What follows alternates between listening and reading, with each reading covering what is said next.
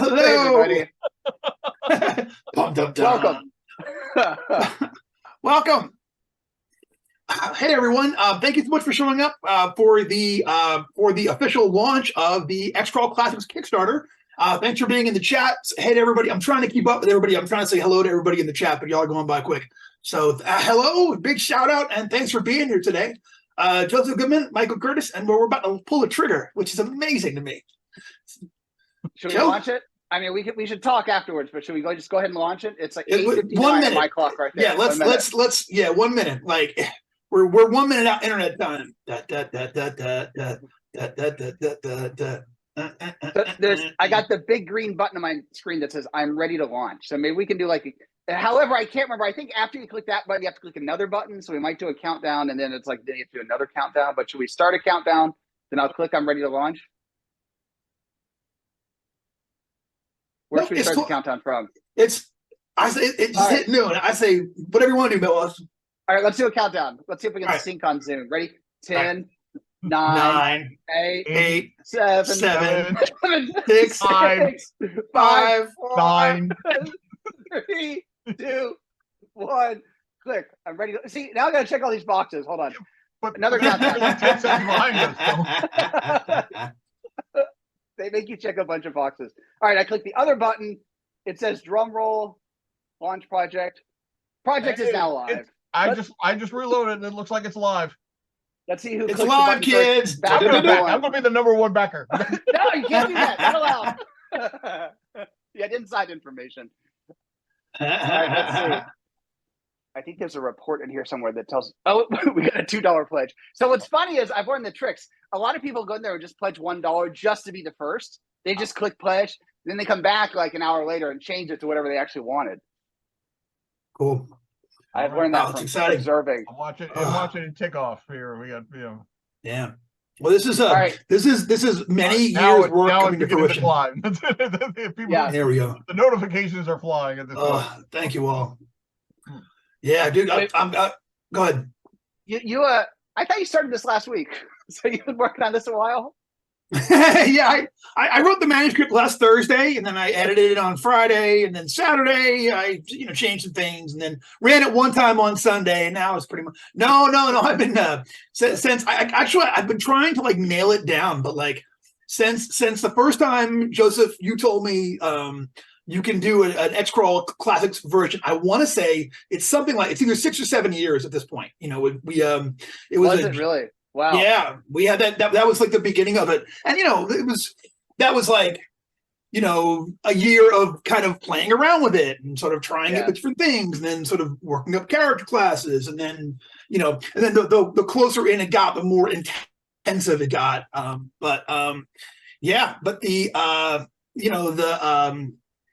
It's been a lot of years. It's been like, and I mean, you want to go back to like when it was my home campaign in, 1999, 1999. Wow. Yeah, that was, I know, right? That was when I first ran it for my roommates, Jason Jenkins and Pete Morrison, ran it for the first time then, just as a weekend's entertainment for my friends, and then, but they latched onto it like nothing. I don't know if I've ever told you a story, but like I ran this for them, and we ran the first dungeon. It was 3 levels, and the last monster was the Rancor out of the D20 Star Wars book. It had just come out, and I was like saying like, oh, it's a tie-in with Star Wars. They created this monster because the movies, and then the weekend after that, I was like, all right, guys, so this weekend I thought we would do a Shaolin versus Wu-Tang game, and we're going to do, and they're like looking at me like I'm insane. I'm like, we're playing more Xcrawl. I was like, oh, okay. That's awesome. Yeah. That's really cool. You're onto something with like the players asked to play it again. Player revolt. Yeah, it was cool. So yeah. So thanks again, Jason and Pete, for letting me know I had something really special. So you got to get Jason and Pete on the countdown show, or so one of these shows during the campaign. We all got to meet Jason and Pete. Yeah, you have to. Absolutely. Yeah. He's, oh, so close. Oh boy. Oh, goodness gracious. Yep. We're 3 minutes in and 49. All right, wait, $150 away from funding. So I'm looking at the backer report on the back end, and you have to check all these boxes so you won't share backer information publicly. So sorry, backer number one. We're going to share your information publicly, not all of it, but I'm sure you would have wanted to brag anyway. But backer number one is Honcho Villa, which I'm pretty sure is not a real name, but Honcho Villa. Hello, Honcho. And we're funded. Oh, yay! Oh man, poor Tim DeShane. Tim, you were backer number two. You were beat by like a fraction By of a Pancho second. Villa, apparently. Well, Honcho. Well, thank you, Honcho, and thank you, Tim. Tim's like one of my biggest supporters, and I'm super grateful for him for everything he does. So thank you kindly for everybody, man. So it's exciting. That's awesome. Yeah, you're all awesome. Yes. Thank you all. So Yes. we're going to talk about the next hour and 56 minutes. So let's talk about Dan Aykroyd's family tree. Because when I came onto the Zoom, you guys know. Let's talk about. I didn't know this. Tell us, like.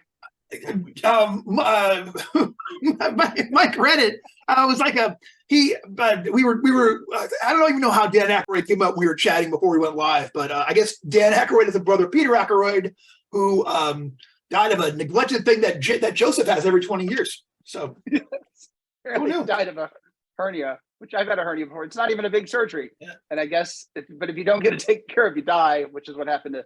I'm repeating information from you guys. You guys jump in, but that apparently is what happened. Yeah. November 6, 2021, Peter Aykroyd passed away from septicemia from an internal infection precipitated by an untreated abdominal hernia. So, get that stuff taken care of. Hey, well, you know what we could do? We can invite our first special guest on. That's a great idea. Let's do that. Let's do it. Yeah. First special guest. How about it? Peter Aykroyd. We'll be right back. He's dead. Somebody found a zombie man.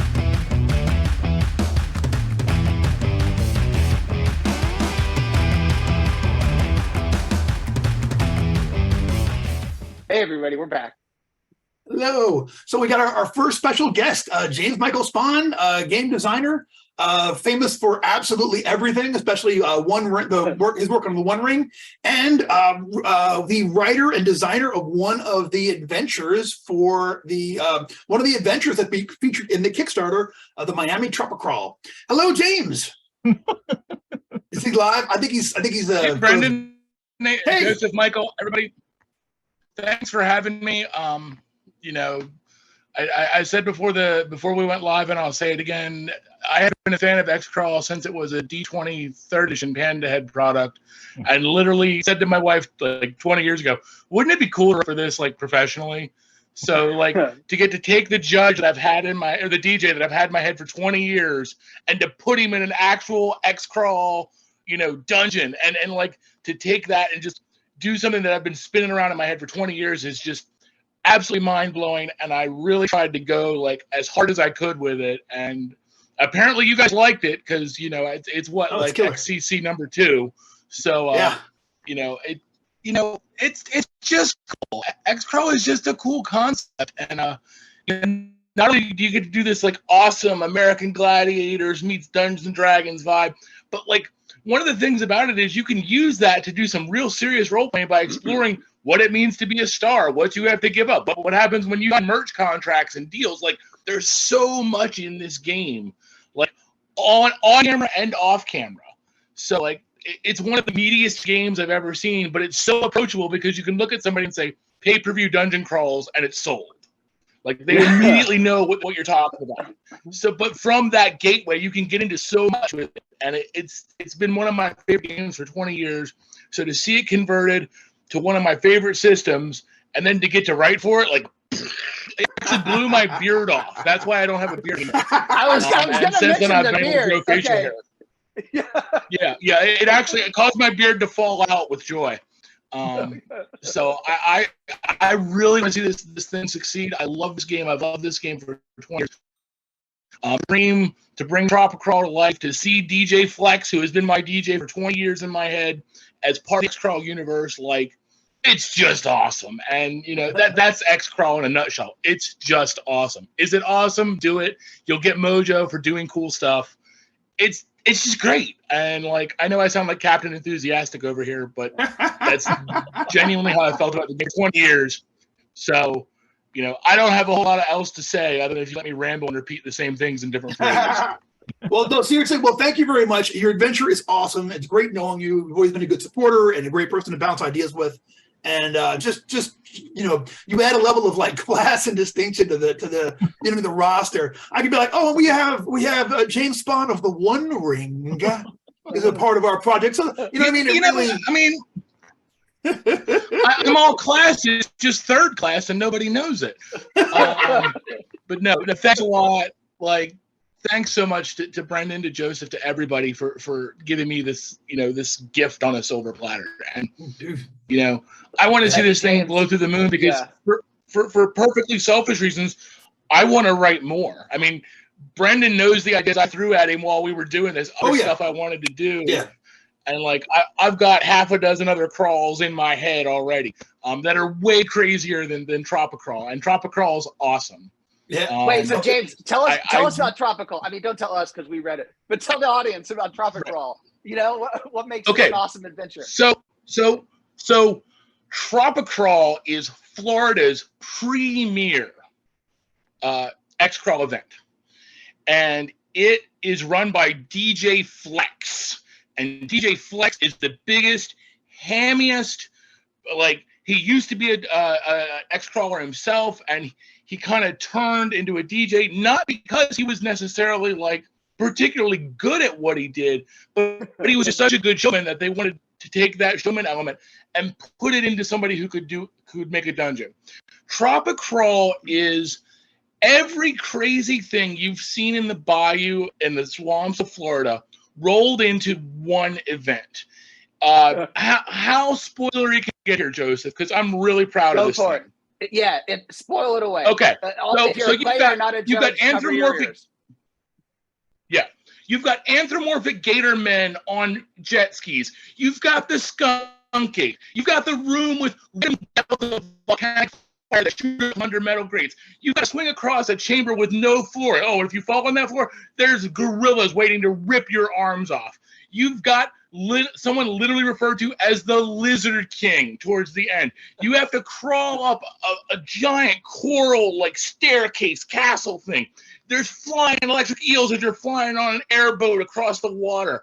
It's just, it's only like 12 rooms. It is just boom, boom, boom, boom, boom. And you want fabulous prizes? We've got fabulous prizes. You want jet skis? You can win a jet ski. You want magic items? You can win magic items. And if you're really lucky, you might even win a timeshare. Yeah. Clearwater, baby. Well,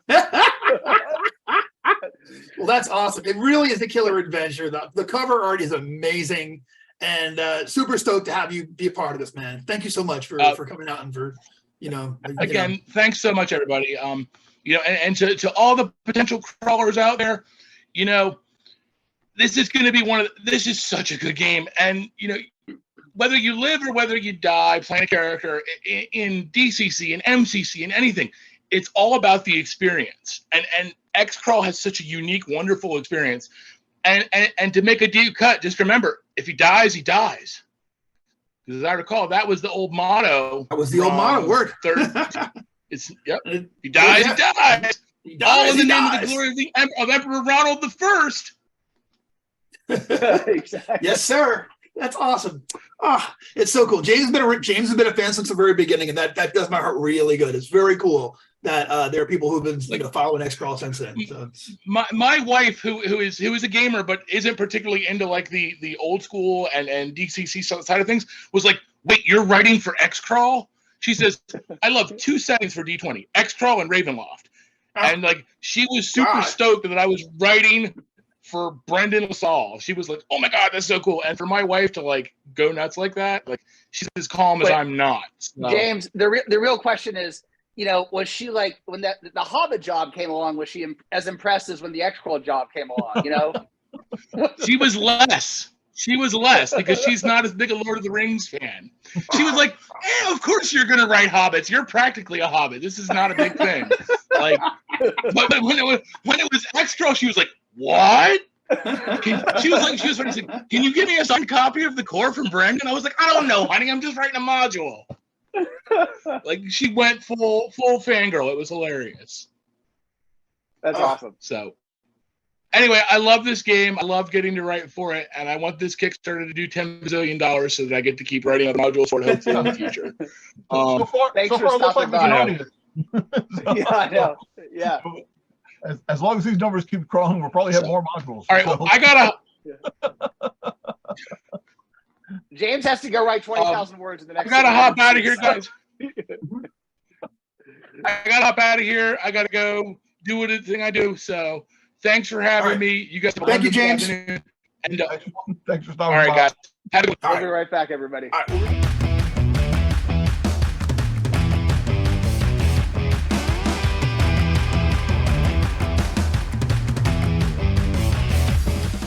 And James is still here, but it's a different James. He transformed and regrew his beard.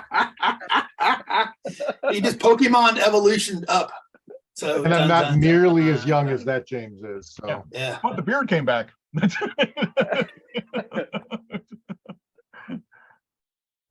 it Brendan, going, Jim? congratulations. I see that you guys already funded. Congratulations. Yes, What a- thanks. What a surprise. Yeah. Yeah, thank you very much. I think I did about 10% of that already. Well, you know, Jim, I have the backer report right here. I have to check the box that says I won't share information publicly, but just between us, we can double check. Yeah. What backer number were you? Do you know? I don't know. I don't know. It's probably in the 40. I thought it was in the 17 or 18 range, but by the time I got done, it was maybe even the 40 range somewhere. 40, 45, somewhere in there. Wow. Should I tell you who you should be jealous of? Like the people who, came up ahead? Who got ahead of me in line? No, I don't Yes. Okay, all right. care. You Just can give tell a hard me. time. You can tell me who had a bigger pile on the conveyor belt at the checkout line. Who's that? I know there were. So I got the. Of course, I got the big boy, whatever, just before low read because I'm not a retailer, so I don't Thank feel you. good getting that one. But there were 21 of those when I checked. So Yeah, actually, I'm scrolling through the list here, Jim. I think you actually have the largest pledge of anybody. Thank you, Jim. well, it's what I do. I swear. the shelf behind you would imply Yes, such a yes. You might have noticed I collect some of your stuff, Joseph. I'm not sure if you realize that. We were on the phone doing some prep work for the Dying Earth tournament, and Beatty was on the phone, so I had to point out to him, hey David, look over here. Those are my weird there's frontiers the weird right front- there. Yeah, You yeah, can tell yeah. because they're like another 2 centimeters thick than everything Yeah, else they're around the them. largest. I can actually like do a kids in the hall squishing your head with those. Yeah. Yeah, no, congratulations, Brendan. You know how I feel Thanks, about man. this game. I did a bunch of I shouldn't say bunch, not as much as some other people might have, but I did some play testing for it. Yeah. I remember the Kool-Aid Man. I remember running some play test stuff for it. I got my cool yeah. I got my Cool. yeah. Oh, I Yeah. want that t-shirt. And it's always been a blast. And Thanks, bro. as I've said before on other streams, it's Haley's. I think I've never really confirmed it with her, but I'm pretty sure this is her favorite version of it because it's like right in her wheelhouse, right in That's right nice. in her lane of pure chaos. So I love that. Well, tell her thanks for me. Just having that, like having like one of the world's consummate gamers have me be their favorite thing. That's that is quite a reward, quite a thing to like. As she Unfortunately- points out, she's hard at work right now, so Dad can buy stuff. That's that You know is what I'm saying? That is absolutely correct. Hoarding- I'm surprised she hasn't popped in somewhere on the interwebs. There she is, right there. Working. Is she? Yeah. Is she in? Oh, that's fantastic. Because she's working today. So as am I, but I'm just taking a break for a few minutes. I got to get back to work in a minute, but Mhm. because the man, Joseph, you are the man. So the man never. Quiet, rests. I'm busy keeping people down. God. So wait, Jim, one question I like to ask people is tell us about your favorite Xcrawl encounter because they're so wild, and usually people have a favorite or a top 3 or something like that. What's So, your favorite room or encounter? I think it was actually the Kool-Aid Man because it just catches everybody. Like it's a fair, I don't want to say standard, but it's a cool encounter and you're working through it. And just when you think like everything's taken care of, you can move on. you get a blast from your childhood if you're as old as I am, and the Kool-Aid Man comes through the wall, and it's just both in playing Like he and the does. reaction. Yeah, as he does. The both playing it and then the reaction of people when you run it is really one of my favorite little memories from it. That Thanks, man. yeah. Yeah, that's from the tournament. Yeah, that's so cool. I love that. It's like I had a lot of fun with that one, and I always had him like whenever he would get defeated. You know, we're calling him the Kool-Aid Man, but he's the Iron City Beer Golem. Although I had to change his name because eventually there really was a place called Iron City Beer. Like popped up after I started running it. It's got to be in Pittsburgh, right? Everyone, I'm sure, but everyone has like at some point, everyone in America will have their own Pilsner. I think, you know, it's like where we're headed. You know? I'm starting one. Yeah. There you go. I don't drink, but I figure what the hell. Your own YouTube channel and their own Pilsner. That's it. Yeah. Yes. I don't have the so face. true. I don't have the face so for a true. YouTube channel, so I'm going right to Pilsner. After But Haley, playing- on the other hand, it's mandatory. That's Fully. at birth, you're assigned a URL. That's it. You know, like, I actually do own Sketch.com, so because you have to get your own name, right? Yeah, absolutely. I'm pretty sure LaSalle.com is probably owned either by the college A or bank. the bank. Yeah. Yeah. So I'm like, I never looked. Yeah. I never looked. So What about you, Joseph? Do you have your own URL? No, sorry. I'm actually, my mom does. My mom got Oh, really? Goodman.net Excellent. Nice. 30 years ago, whatever. But I'm still stuck on. There's like something there about a classic insult, like your face is not good for a YouTube channel, but it's good for a Pilsner. You know, like there's something there. Right. Like If you drink enough, yeah, then it's okay. I mean, not you per se, but as a No, one-liner, you're- that's really funny. Yeah. And you're so right, man. There's so many indie beers out here. Right? It's like you can't go to a restaurant without encountering 30 more. You know. I It's remember like- when an indie beer was like a seeing a deer in the forest, right? You just it was like, oh, look, there's an IPA or there's this weird Pilsner. And now it's like seeing a deer in the forest. They're all over the place and you Yeah. can't get away from them and they hit your car. And I'm like, is you have any beers that I've ever heard of and would recognize before? You know, 'cause it's like every time you order beer, like, what is that one? What is that one? You know, like that's really funny. Yeah. So the Iron City Pilsner Golem, is that what you would call it? I was calling him the Iron City Beer Golem. I don't think Beer I said Golem. what kind of beer he was, but you know, like it. Thanks. And you know, either that or Joseph's going to have to make a deal with Kool-Aid. I mean, one of the two things is going to happen because that would be awesome. we could get like the little packets and like stick them inside the book, and like when you open it up, it just no. have our. Because when the books go through customs filled with powder, it always Yes, goes well. what could go wrong? As somebody who has training in the preservation of written materials, let me just say that the legalities of it, just putting any sort of concentrated sugar inside a book for a long period of time is a bad idea. That's All right, fair enough. Who said it's got to be sugar, Mike? we are less than $1,000 away from I can't believe it's not Fireball. Oh, yeah, Really? That's awesome. I'm stoked. New spells. I can't wait. Yeah.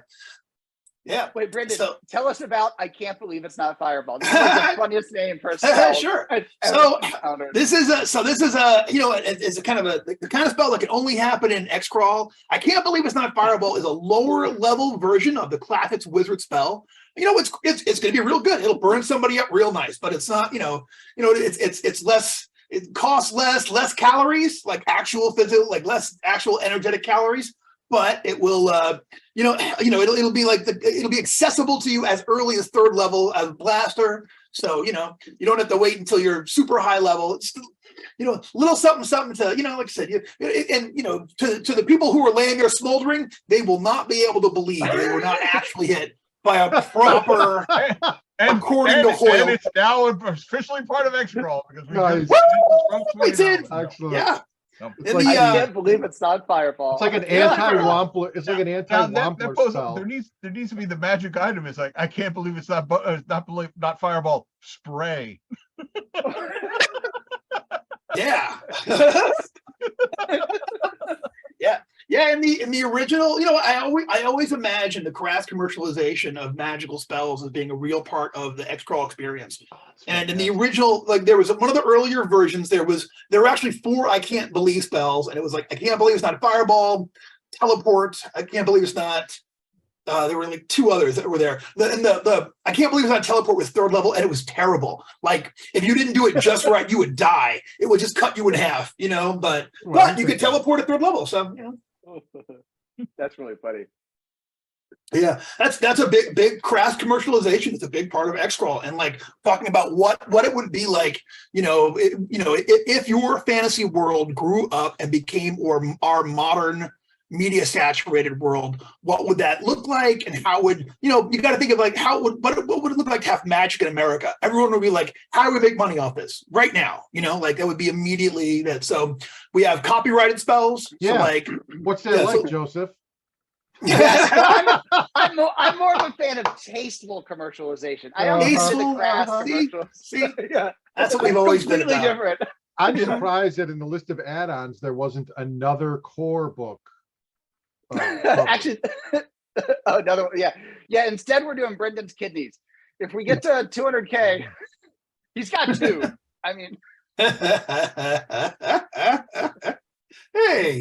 that might be better. Jim is tempted. Look at that face. Jim is tempted. Oh yeah, I'm thinking that might be better than my playtest maps for DCC 100. I'll put Brendan's kidney in a little glass case. I'll put it right up here somewhere. Won't I walk funny? No. Do you walk normal now? I mean, I didn't want to bring it up. We'll put something of equal weight, like Indiana Jones. We'll just, we'll just put something in there so that you're balanced properly. A whole bunch of mojo tokens in a Ziploc bag. Well, we're just spitballing now, Joseph. All the talk that we had before about everybody getting their URLs. I just look, xcrawl.com is available for just under $5,000. Don't say that publicly. Somebody's going to get it before the show is over. Wait, how did you spell it? Hold on a minute. Hold on.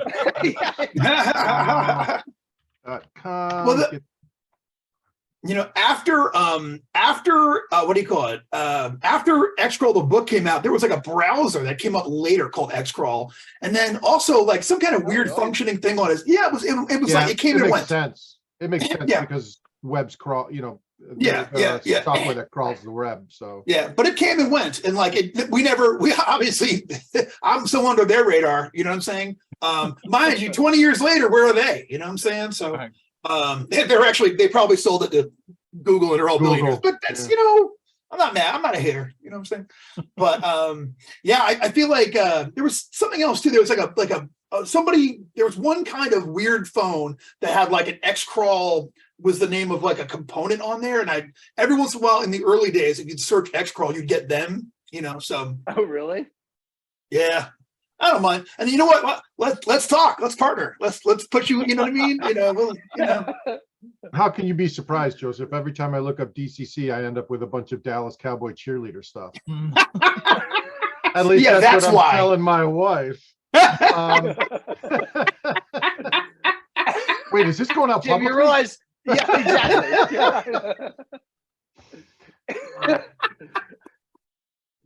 It's really funny. Crap. I never realized that was an act, but you're totally right. Now that I deploy my Google. You do a search and you do get your Goodman game stuff, but you also get sprinkled in with it Dallas Cowboy cheerleader stuff. Jim, they're accepting applications. The Dallas Cowboys. I mean, it says auditions, accepting online applications. Yeah, this could be your moment. Yeah, sure. Go out there. I'm going to re-reference the conversation about why I don't have a YouTube channel. But I mean, you can fill a niche. I'm looking at this picture. Nobody on that team has a beard. This could be your niche. Mm-hmm. We'll shoot an audition video at Lucas Oil. We right there out at the professional NFL stadium. It's such a good idea. Next to the van, right? Yeah, right, exactly. Next to the van. Popping out pom poms. Are you bringing the van again, Joseph? Yeah. Well, Wayne's working it out. It lives at Wayne's house, and he's figuring out. As you probably know, he can't run for more than about 200 feet, so he's working out the actual. Oh yeah. Well, it sounds like a jet engine taking off, so he's working out like the towing process. Mhm. And but assuming that all works out, it'll be there. Yeah. The van's great if you keep it between the front door and the mailbox. Every car in my driveway is like that. Once Connor starts tearing them apart and putting them back together, who knows what's going to happen? Yeah. It's a shame nobody's interested in a Wizard Kia Rio, because I would be. Do I know somebody? Oh my goodness, you're not going to believe this, but you know. I mean, Brendan, you're onto something. I can't believe it's not a Wizard van. I can't believe it's not a Wizard van. You know, I should tell the story. So when I was in the expo this year, I saw Pookie, and you know, Pookie was supposed to. I had to leave early. I had a family emergency last year. I had to leave Gen Con early, and Pookie and them were supposed to play with me in the Wizard van, and Pookie wound up giving me he gave me like a Matchbox style Wizard van. He's like, now you can take it with you wherever you go. So I've got it. It lives in my gaming bag now, and I'm super fond of that. So it'll be Pookie's a real shame if something happens to that at Gen Con and suddenly it shows up right there. I mean, I'm just saying. I'll will it to you. What's your price, Jim? What's your price? That sounds like a threat.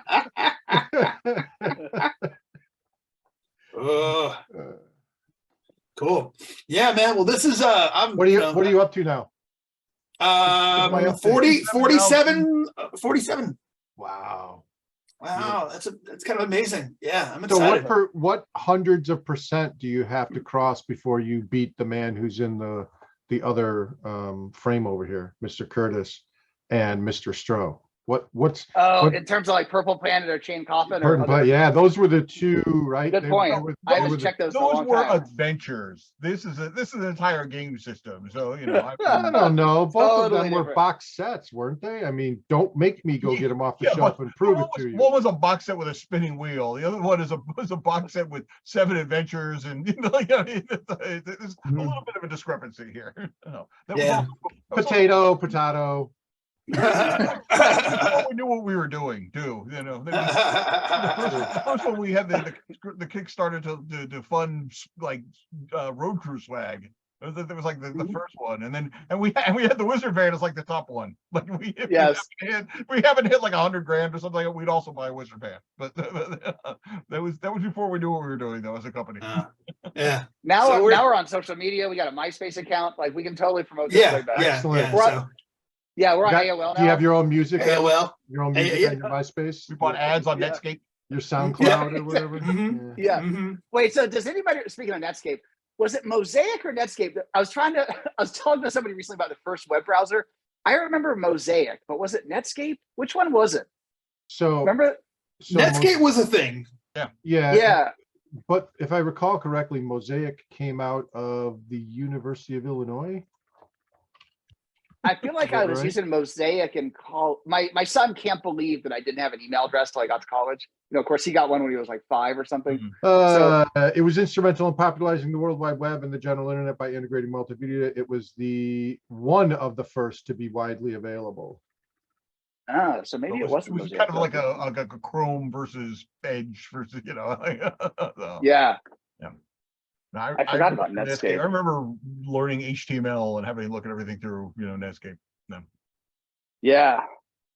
So, sorry about 30% of those of you watching at home. This is let's talk about dinosaurs for a second here. That's it. Yeah. Believe it or not, the internet didn't always exist. I know it's hard to believe. Yeah, Mosaic was first. The Mosaic web browser was released in '93. That's last century, people. Last millennium for that matter. Netscape came in '94.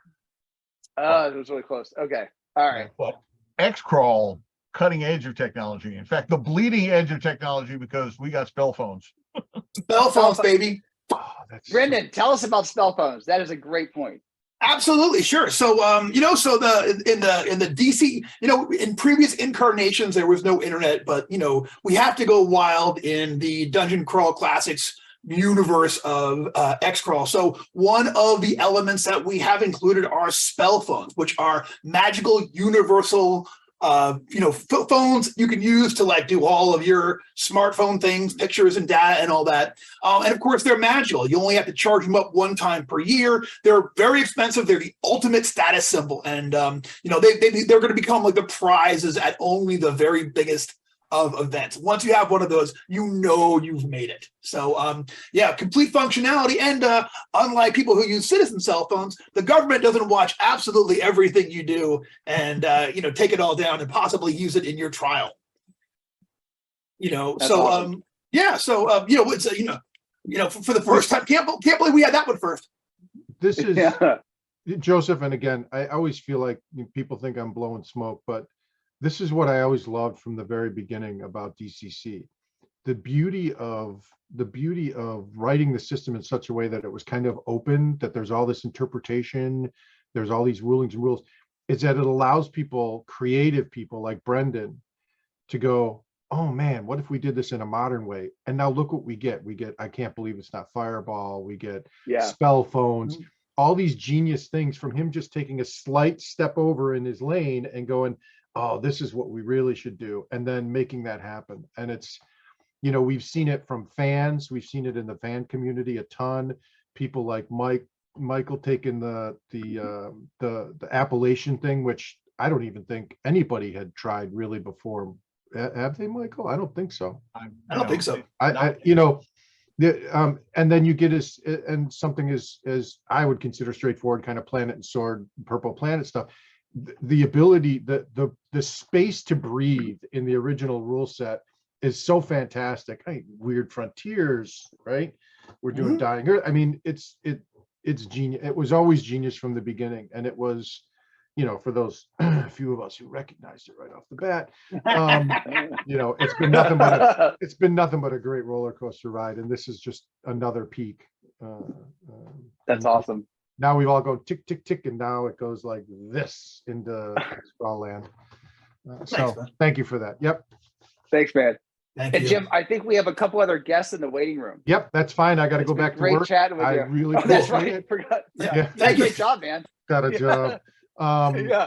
Congratulations, guys. Brendan, you in particular. Thank you. I love and support it. So good luck, and we'll talk to you guys later. All right. Cheers. Thanks. Yep. Bye-bye.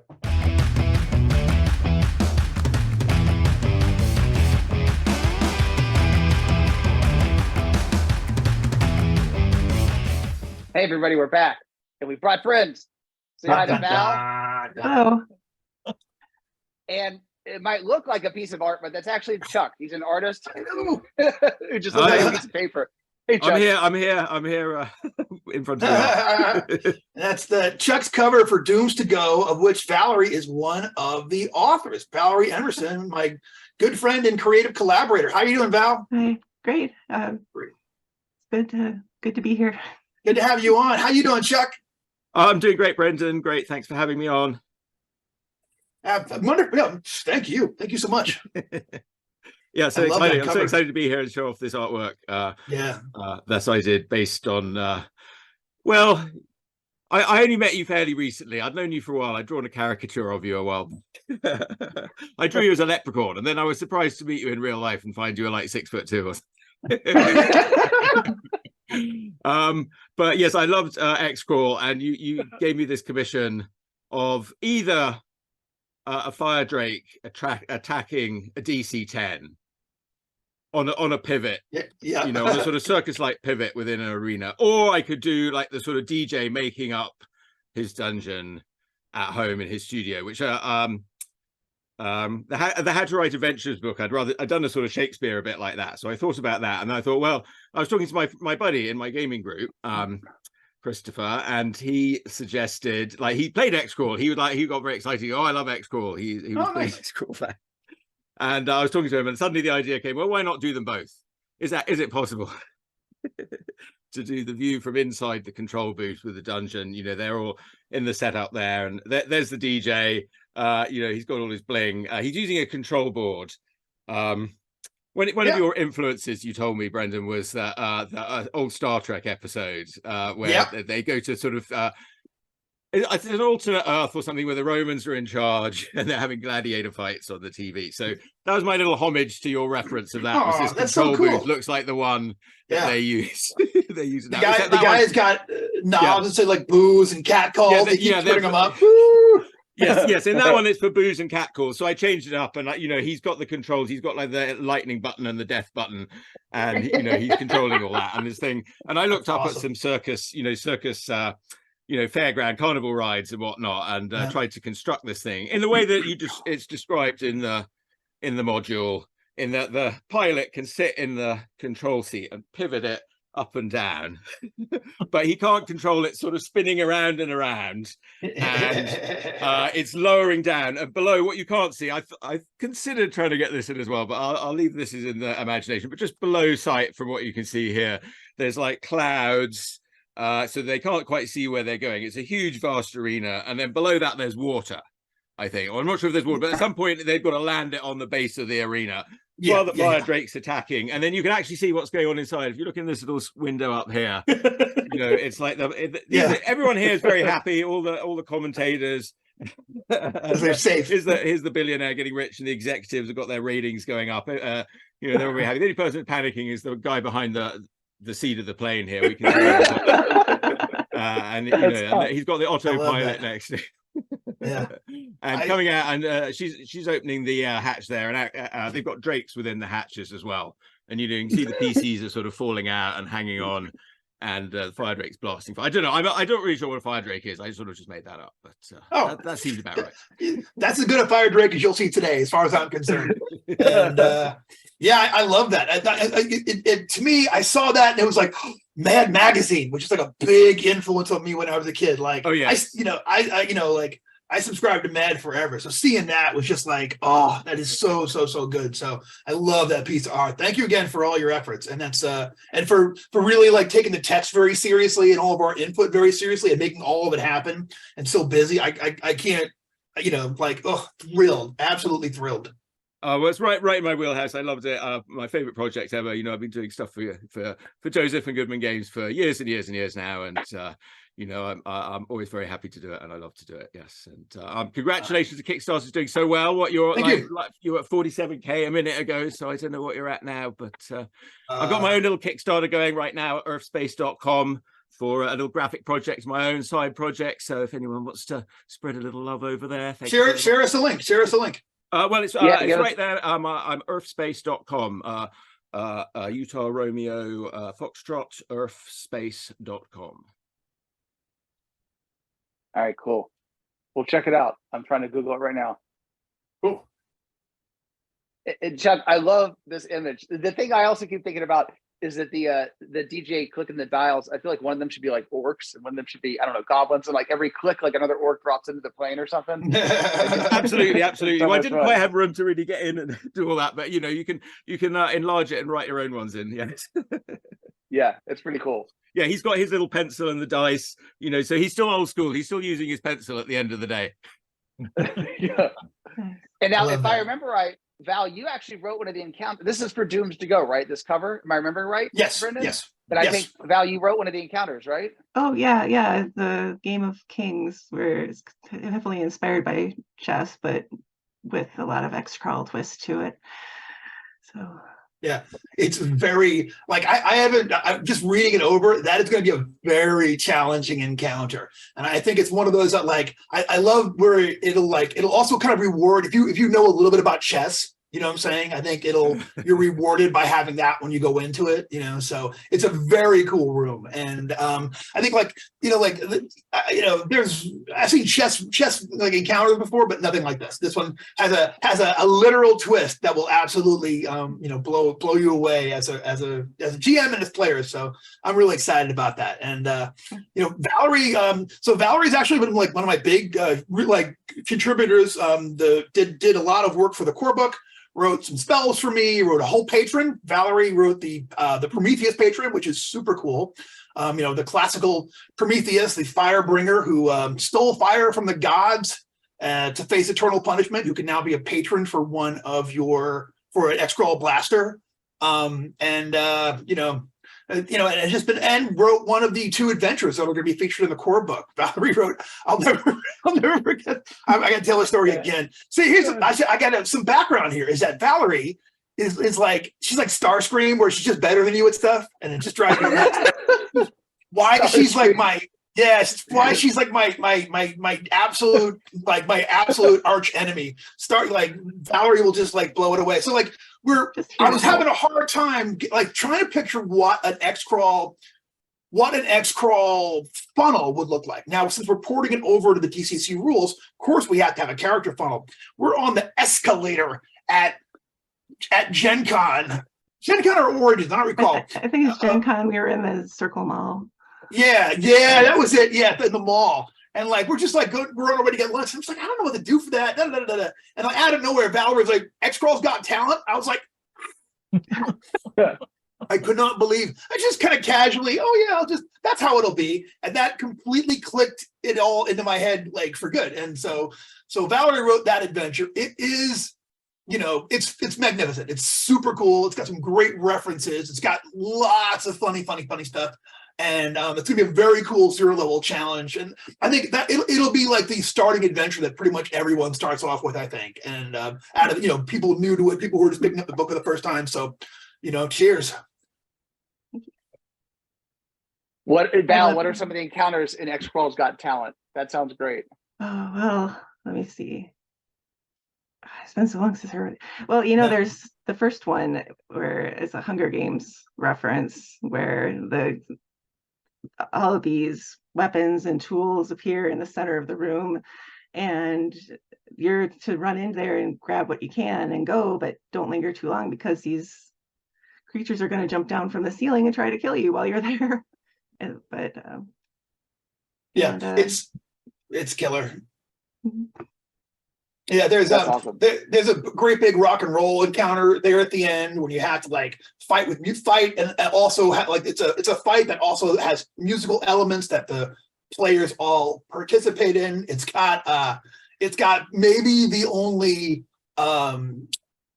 zombie charades like literally ever.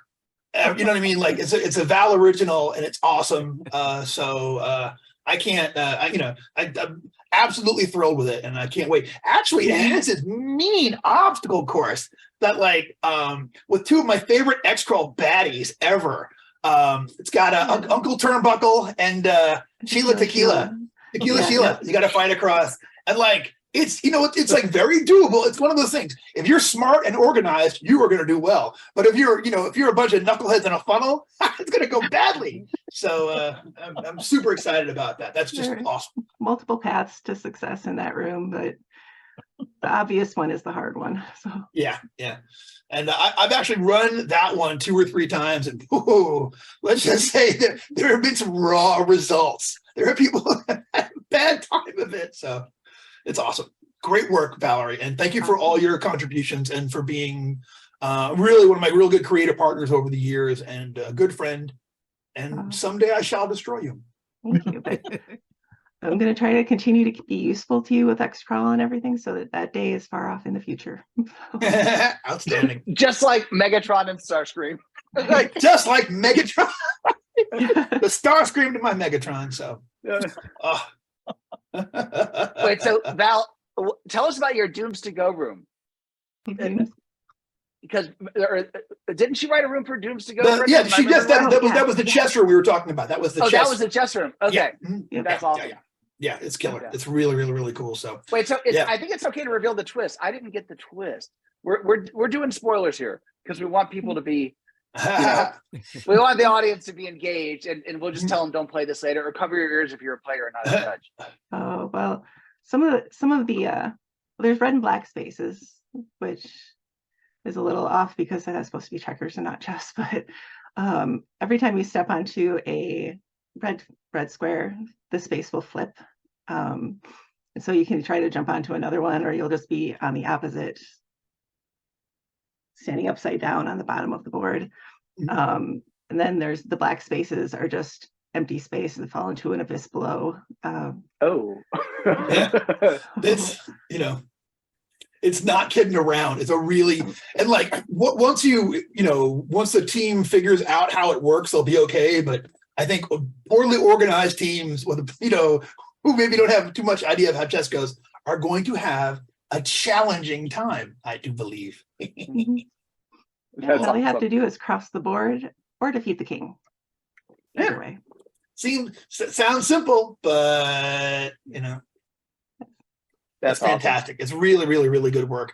And Val's just done some great stuff, and big creative inspiration.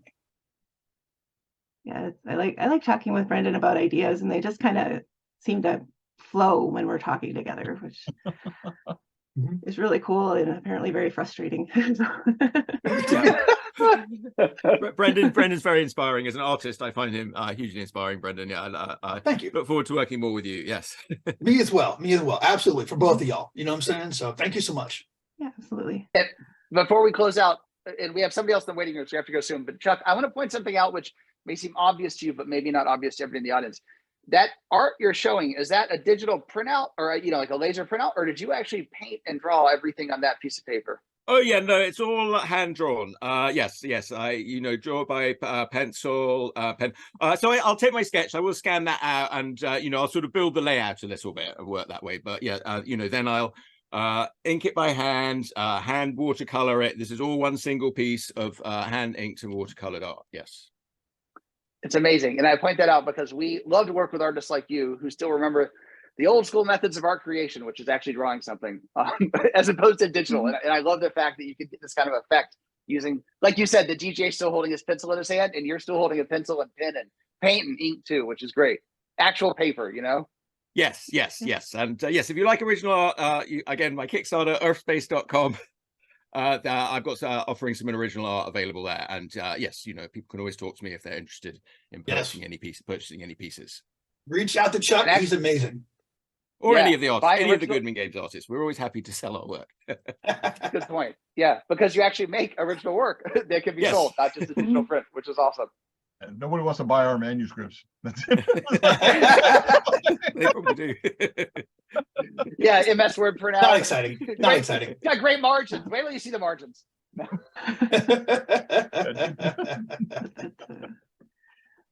right, well, thank you, Chuck and Val, for coming on. We're going to pop right back out and bring out some other special guests. All right, thank you so much, everyone. Thank you. Thank you, Chuck. Be well.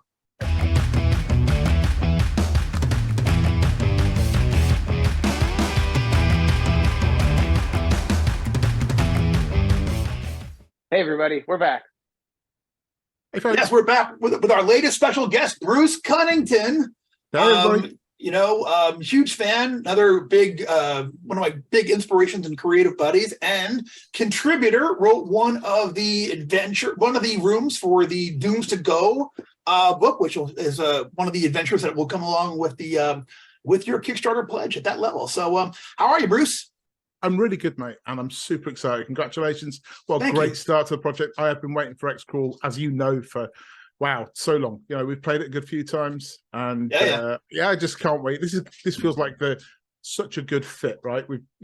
For DCC and Xcrawl. Perfect, man. The best rules system ever for a scenario like mine, where over the top action is the point. That's like the starting level is like, it just goes beyond, you know what I'm saying? It goes nuts, super thrilled to have, the combination, I told the story earlier of like, as soon as Joe told me, oh, you can, we can do a Xcrawl, DCC version of Xcrawl, like literally, like it went to every game I had at Gen Con that year, and I was like, hey, would you guys mind playing this with a different rule system? And everyone's like, sure. And just, never looked back, and had so much fun with it, so it's fantastic. So Bruce wrote the room that is actually pictured on Chuck's cover art there, the Drakes on a Plane room, which is just fabulous and lethal and way, like, it's the definition of over the top Xcrawl action. It's just a huge fan of it, Bruce. Thank you, mate. It was such a lot of fun. Just one of those things. I was so flattered, so excited when you asked me if I'd like to have a crack at contributing, and I immediately said yes, and then I took the dog out for a long walk. I'm like, what am I going to do? What am I going to do? And it just popped into my head, you know. I was going, oh, snakes on a plane with snake drakes on a plane, and you know when you just have that moment, and the dog got an extra long walk. He's right here bugging me. He's not going to show his face on camera, yeah. Running into the room. Yeah, well, I mean, it's like I hear Brendan. he actually, joking aside, when I played a TikTok that Brendan did at Expo, his ears pricked up about a week, a couple of days after Brendan had gone home, because Brendan and Lenny hung out a fair bit. Twin souls. That's awesome. But yeah, the idea sort of pops into my head, and I just threw a couple of things in, obviously bounce some ideas around with Brendan, because Brendan and I mean, listening to Valerie speak, I can completely relate to that. I feel like Brendan is just, he bounces off you when you're working on something. Whilst I yes, I've written it, I absolutely couldn't have done it without Brendan's input. Thanks, we've worked on a couple of bits and pieces here and there together. And it's great to be back on Twitch with you for a few minutes as well. We had a lot of fun during the lockdown doing the old 1000 Insane Worlds. So we should do more of this. We should do more of this. I'm completely with it. Once I feel like at the end of the Kickstarter thing, like my computer and my internet access will be glowing like red hot. So like as soon as it has a chance to cool down for a couple of days. But yeah, so in the early days of the lockdown, Bruce and I did first game therapy, and then we did the 1000 Insane Worlds. And we would have that, like we this is the thing, like people don't even realize we would literally write not just a new adventure, but like a new setting every week. And it'd be like, typically it would be like Bruce would spark it, he'd be like, how about this? And then we would just gabble at each other until we had a really fun picture of what it would be. And then, we've always had a really good creative working relationship. And it's been so much fun to do it. And and so much fun doing the show together. And so it's super cool to have you in on this, man. So yeah, thanks again. So excited. And absolutely. It's doing great already. I mean, I'm super excited. I do note though, Joseph, that there is a pledge level missing, and that's the pledge where Brendan hand delivers my copy. So yeah, we got to add that. Yeah. Now, should we have him swim across the Atlantic, or planes allowed? Well, I mean, you look at Chuck's artwork, you can see how dangerous those planes can be, right? Yeah, good point. Yeah. But yeah, always a pleasure to hang out. We hung out again at Expo this year. So Joseph, yeah, thanks for sending everybody over to the Expo. I know Jules is in chat as well. A lot of the UK contingent. We're massive DCC and Xcrawl fans here in the UK. So yeah, thanks for getting things back to normal and getting folk over here and all that. That's and the UK so nice. store now as well. Yeah, I think we first came to the UK Expo, I think in 2019, and I feel like then the pandemic happened and everything got squashed. But now we're back, and we got the UK online store shipping from a point in the UK, which was a great idea that we had years ago, but took basically getting past the pandemic to set up. Sure. And it should be just easier for you and all European supporters to get a hold of products in the future. And for those of you who don't know, we're adding 50 new items to the UK online store this week, and there's basically boats headed. It just sounds like something out of like a World War II cargo, but there's boats headed across the Atlantic filled with DCC books. So there will be steady additions to the store as that stuff lands. That's Burn U-boats attacks. We'll be stocking. We lost Weird Frontiers to a U-boat. Sorry, but the rest is not in play. I mean, during UK Game Expo, we were there, and I think it was like Dying Earth we were waiting on. It was literally like offshore. We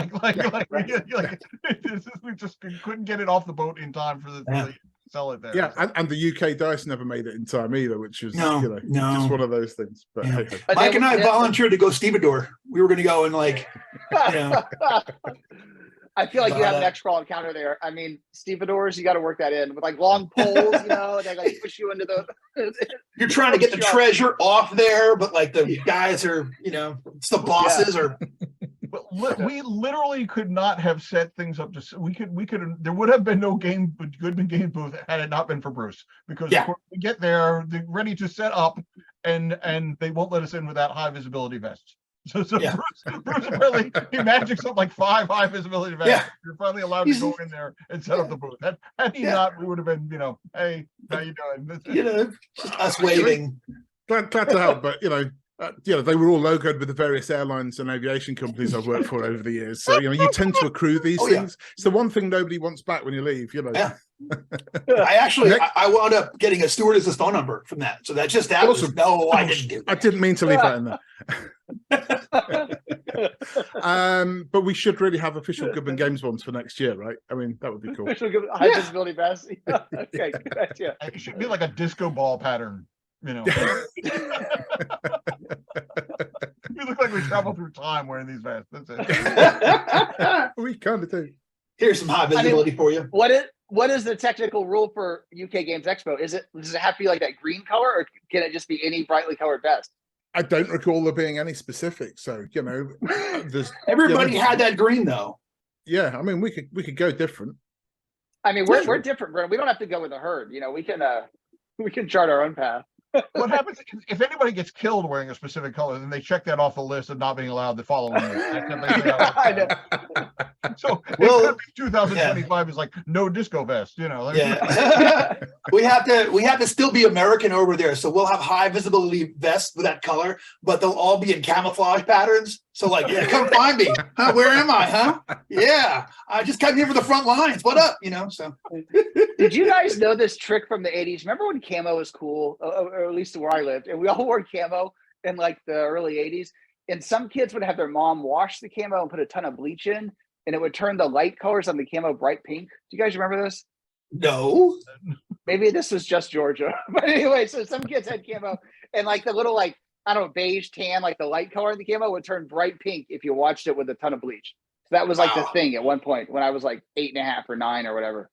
It feels like so much can be explained by just putting the words, maybe it's just Georgia after it, Wait, so Bruce, you alluded to something earlier. Oh, sorry. Go ahead, Mike. No, I was going to say I meant to mention it when James was on, but we need to have a monster for the Xcrawl Insider. So because I don't think it's in the adventure, but we need Florida Man as a monster. That's it. The ultimate cryptid. Florida Man. Yeah. But we all know he exists. Now, Awesome. and Bruce, you mentioned something earlier, which I want to make sure everybody knows about. You know about the secret UK dice set, the UK exclusive dice set. I think you and Brendan, we haven't actually announced it yet. It'll be in the store. It finally landed. It'll be in the store in, I think, 2 or 3 weeks. But tell everybody, give us the insider knowledge. Yeah, so another project Brendan and I worked on together. It's a dice write up. So we did an artifact. We bounced a few ideas around. Got Mike involved, and we came up with an artifact that is a musical instrument. It's a guitar that is drawn from an ancient stone. And you basically make an artifact check or a spell check to play this guitar, and you roll your dice and you add on your modifiers, and the result is read off the table. And each one refers to majority of them refer to songs or bands, and they're all UK based. It's pretty much all classic rock from the 60s, 70s, 80s, and I squeezed some 80s references in there as well. So that was pretty cool. 11 is fairly predictable because the spell check doesn't become a success unless you roll an 11, and we all know that 11 is one better. Right. One louder than 10, right? Take it up to 11. Yeah. So yeah, look out for those. The dice themselves are beautiful. I forget who did the artwork, but the cover art. I'm still relatively new to contributing to all this wonderful things, and Aaron Creeder did the. Aaron Creeder. Yeah.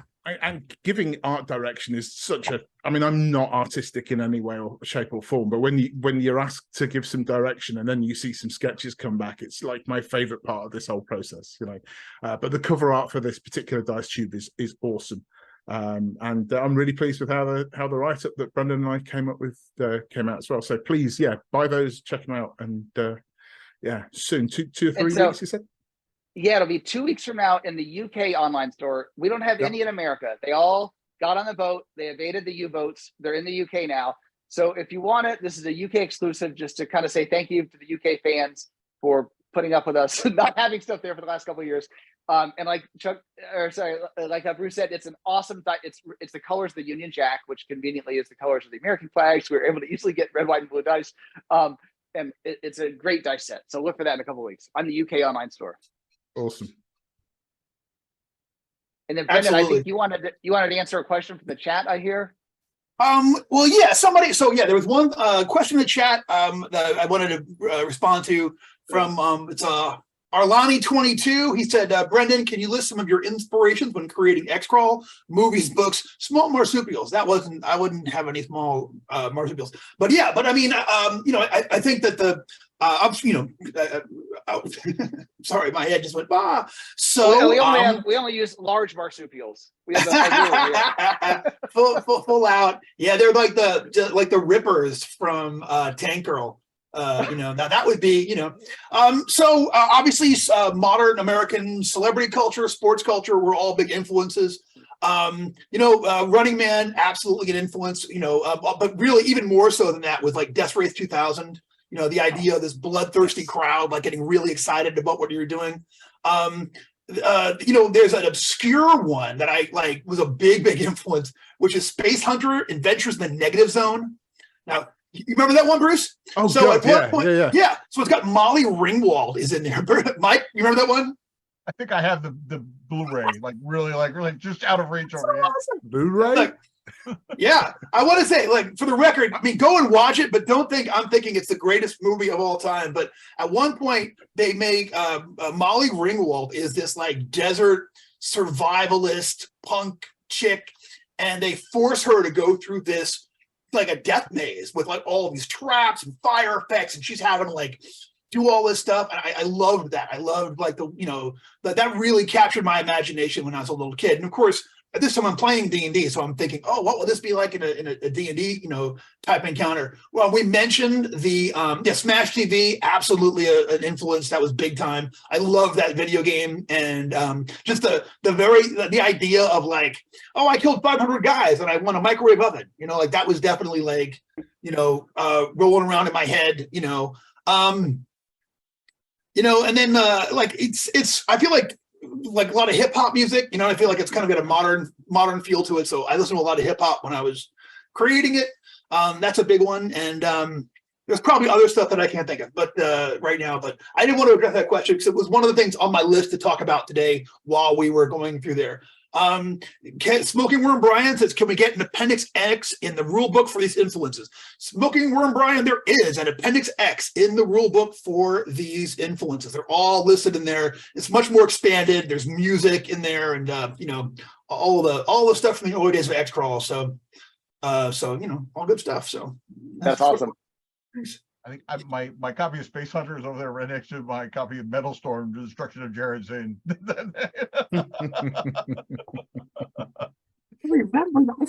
I saw both those in the theater. Both of them. If that was never a double feature, it should have been. In my head, I always get those mixed up. I'm like, which is the one with Molly Ringwald again? Is that Metal Storm or Space Hunter? That's that's why I had to get them so I could tell them apart. Triple bill with Ice Pirates, anybody? Oh, see? Ice Pirates. God, I haven't seen that ever. That all blurs into one. Vaguely. But, yeah, man. I forgot about that one. I worked on a film with Robert Urich, and it was actually the last thing he did before he died. But might kill Robert Urich. Is that what we're hearing? Like, loved you in Ice Pirates, man. he was not enthused. But oh, that's too bad because he was so funny. I mean, that's a classic movie. I mean, it's wacky, obviously. It's a space adventure comedy with pirates and whatnot. But I love that movie. So God, I think I haven't seen that in like 25 years. I got to rewatch that. I totally forgot about that one. Gregory Hines. My favorite part of that is that when they go through time, spoiler alert, but they go through time and they're going, and Gregory Hines at one point shows up and he's got like an afro that's like this big and it's gray, because it's been growing out for 20 years, whatever. It was, it was hysterical. That is awesome. Wait, guess what it got on Rotten Tomatoes? Yes, as it should be. Yeah. Guess what it got on Rotten Tomatoes? So now I'm thinking maybe I won't rewatch this. Older and more discerning. Sleepy Fingers in chat says that it's Ice Pirates is free on YouTube right now. So no Ice excuse, Pirates guys. is free on YouTube right now, as it should be. You know what I'm saying? Like, Yeah, don't pay for that, no, that's 100% a one to watch though. That's like, I mean, it's so, honestly, I haven't seen it in forever either, and I'm sure it's probably patently vulgar and everything. But boy, when I was a kid though, I thought it was Space Herpes was the funniest thing I'd ever heard. I couldn't stop. Like for a week at school, you got the space herpes. I couldn't stop myself. So, hey, for $9.99 you can own the digital version of Ice Pirates. So I mean, I'm just saying, it's like, so say Well, if you've seen the movie 3 times, you should own it. That's it. That's great. Wow, that's great. It's like that's both a very good maxim, and then I'm worried about what will happen to my Amazon list. I know, like, your recommendations. Yeah, because I mean, yeah, I was homesick for like a month at one point. I can't even tell you how many times I've watched Murphy's Romance. I mean, a lot of times. I tell you, man, my algorithm is well trained because they always come up like, "There's a movie you might be interested in." Well, yes, I am. They'll just be adding that to the watcher, We watched Police Academy again. This is like a couple years ago. Remember that? Like, it was so funny when I was a kid. It was like the height of American humor. I watched it, and it was so dumb. Like, it's just, I don't know what happened. No, it's terrible. Part 3 of that movie is the first movie I ever walked out of. Is that the one with David Spade? Is that the one with Back in Training or whatever one? It was after Steve Gutenberg wised up and left. Oh, and like Zed was a good guy. And like it was like, oh God, like the first one is hilarious. That is a genuinely funny movie. And they just get worse and worse. Apparently. Well, I feel like as a kid I saw it 10 times and loved it. As an adult, I don't know. Maybe my sense of humor changed or the world moved on. I don't know. What hits you hard, like we become more sophisticated as consumers of media. I mean, how can you not like a movie where one of the main characters Commandant LaSalle? So I know.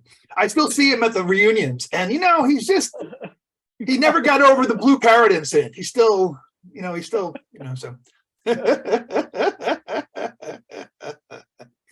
I know, right?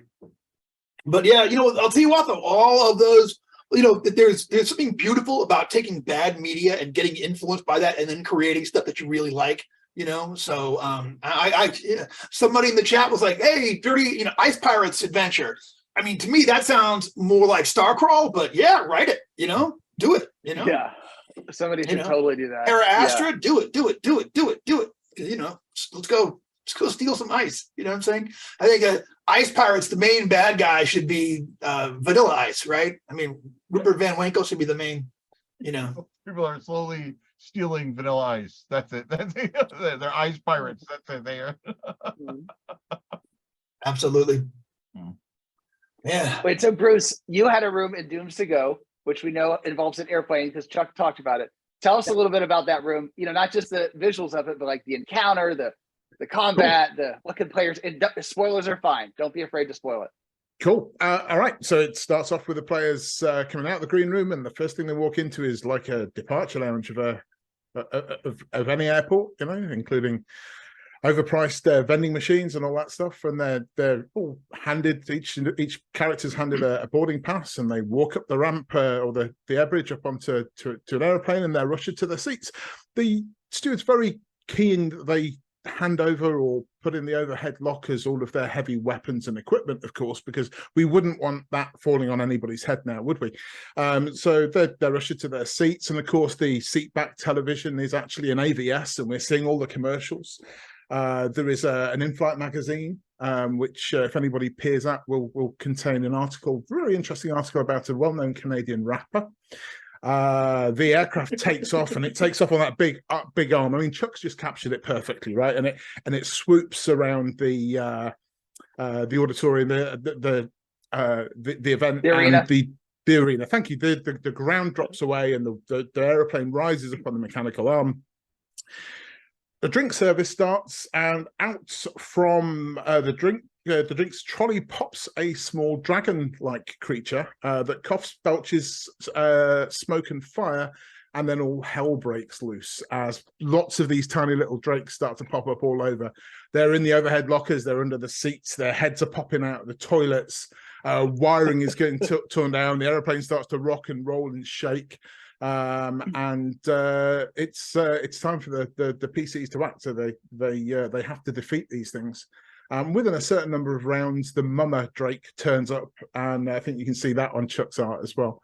So yeah, you can imagine they basically the end goal is simply to get the thing down on the ground safely, and there are a number of ways that they can achieve that. So I'm hoping, I don't know how far we've got whether Matt or anyone's working on it, but I would love the map to be like a safety card of an airliner. You know, that's awesome. The judge's I love map or it. something. But that was my concept. I tried to sketch it, but as I say, not creative in that particular way.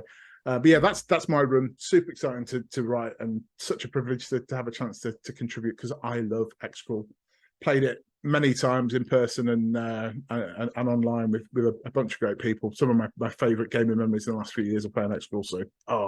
So awesome to be part of it. At the start of Bruce's encounter, the flight attendant literally comes out and tells all the players how to survive the encounter, but nobody pays any attention to the flight attendant. Because they've all flown thousands of times before. I've heard all this before. Yeah, flotation device. That's so good. You're so right, though. Every time I fly, I just put in my earbuds and don't listen to the flight attendants. I should probably pay attention.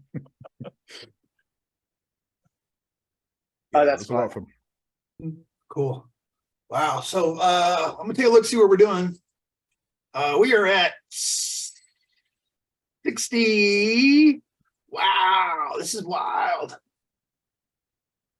So, Brendan, we cleared another stretch goal, which is the Roxy Cola Spear of Icy Redeathment. Yeah. Maybe you can tell everybody, give us a brief statement on Roxy Cola and tell us about this wonderful spear that they have sponsored. So Roxy Cola was the visual invention of Stefan Pogue, created for one of the pieces of art that he did. And I thought, wouldn't it be funny if they sponsored Xcrawl by creating this, this spear. It's going to be it will be a weapon. It will be, have ice abilities, but it is also going to, as you get people, it's going to refresh you with caffeine and so I think it's going to be kind of a vampiric thing that will turn the blood of your enemies into sweet cola that you'll then be able to suck down and will bump you back points and things. I'm still that's one I want to play test a little bit, so I'm still messing around with it. But yeah, it'll be a sponsorship weapon, very powerful magical spear that you can add as a prize for your Xcrawl game that will refresh as it kills. So I'm excited about how that's going to look. So that's great. It also should have some ability where it can chili your soda, in 1 second or something. Yeah, just tap it to it and ching. Yeah, the perfect temperature, not so cold. I don't know, refreshing, just right. Just right. I got you. Yeah. And one of the early things for Xcrawl, there is sub chieftain sandwiches. They sponsor a weapon, and it's like this flail. It lights up with art, and when you yell their catchphrase, "I'll be eating it, sub chieftain." Yeah, it lights up with fire. So I love that crossover between you got to imagine what the boardrooms of these places would be like. Well, let's make it a weapon. Yeah, let's make it where they have to yell the catchphrase. So here the guys are yelling out the company's motto while they're burning guys up with these things. So Speaking of an earlier version of Xcrawl here, there's a little bit of trivia for you here. I was just looking at this at the start of the show, but so the last time Goodman Games crowdfunded anything Xcrawl, it was Maximum Xcrawl, powered by Pathfinder, back in 2016, and that made a whopping $18,847. So we already made 4 times the amount that we made on the previous. So I don't know what that says. You know what? The new edition is 4 times better at the bare minimum. It's 10 times better. I'm just a better game designer since then, and DCC is the most fun at the table fantasy role playing game. Am I right? Yep. And straight, yeah. And I was going to say 4 times less complex than Pathfinder. So yeah. Oh yeah. Yeah. I mean, it was, here's the thing. I'm still really proud of that. And like every once in a while I hear about some Pathfinder guys either using it or just mining it for character classes and things. And I'm glad that people, you know, still are still into it, you know, but you know, it's you know, DCC is just as far as the melding of a setting and a game, DCC and Xcrawl go together way better than it ever did with Pathfinder, you know. It took 20 years, but it finally found its home in the right rule set. You know, Exactly. I mean, Yeah. and the rule set impacts the setting impacts the rule set, and everything is all, you know, where that was, I don't think that was the case with the 3.5 and the, you know, No. that was the lingua de franca that everybody was using back then. But you know, yeah, you're right. And like I learned a lot of lessons by doing that. I'm glad I did it, but I mean, like it pretty much once they announced 5e and they stopped selling third-party Pathfinder stuff at retailers, like it was over. That was a year. Like it had a year, that whole game that I worked on for a long time had a 1 year shelf life. This is totally true. So that was the year they announced 5e was the first time we were going to go, like we had already done 1 year with Xcrawl Classics. We go up there. I've got Dwayne Waldrop, a guy who worked on me on the Vegas crawl. We're like literally, we made flashcards for the Pathfinder rules and we're doing them, you know, on the trip up. Like, you know, just like, you know, trying to like really get our Pathfinder game down like super good because it's so complicated. And we get there and Joe takes us to the Irish bar over there to Claude or whatever it was, like, hey, 5th edition, it's going to change everything. And we're like,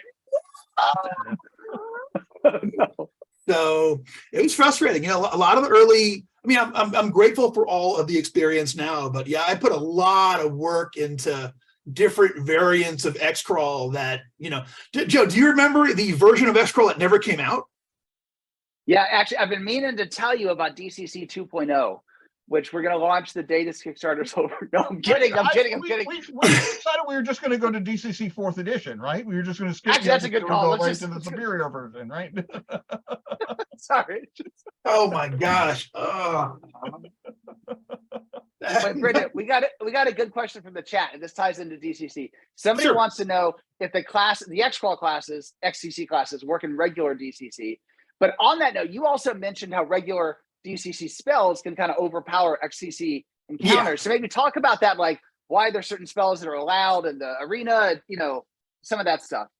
Yeah, absolutely. So, so Dirty Dwarf is 77. So yeah, so the Xcrawl classes will absolutely work in a regular setting. The way my goal when I set out to do them was that the Xcrawl character classes would be slightly better off, slightly more powerful in an actual Xcrawl setting than their counterparts, and slightly weaker than their counterparts in a real world dungeon. You know, I mean, imagine they're great. You know, they all have like so many of their abilities are mojo based, which is a specific Xcrawl encounter, which is about working the work, which is about specific like the teamwork that a team of athletes develops by training together, and that you know, typically real world adventurers where you know your thief is getting ready to rip you off at some point, and your wizards in a you know true allegiance is this terrible dark patron. You just sort of like just don't really come across. So you can absolutely do it, but they would be at a disadvantage in a real world thing. And it's fun for me to imagine. You know, there's a couple of places in the Xcrawl manuscript where I talk about those character classes. They could get quests that might take them to other realms where they would go through more standardized DCC adventures, and it would be just like you would picture a bunch of like celebrity divas, like where's the break room? Where's my assistant? Where's my, you know, why does my phone work? This place is dumb, you know.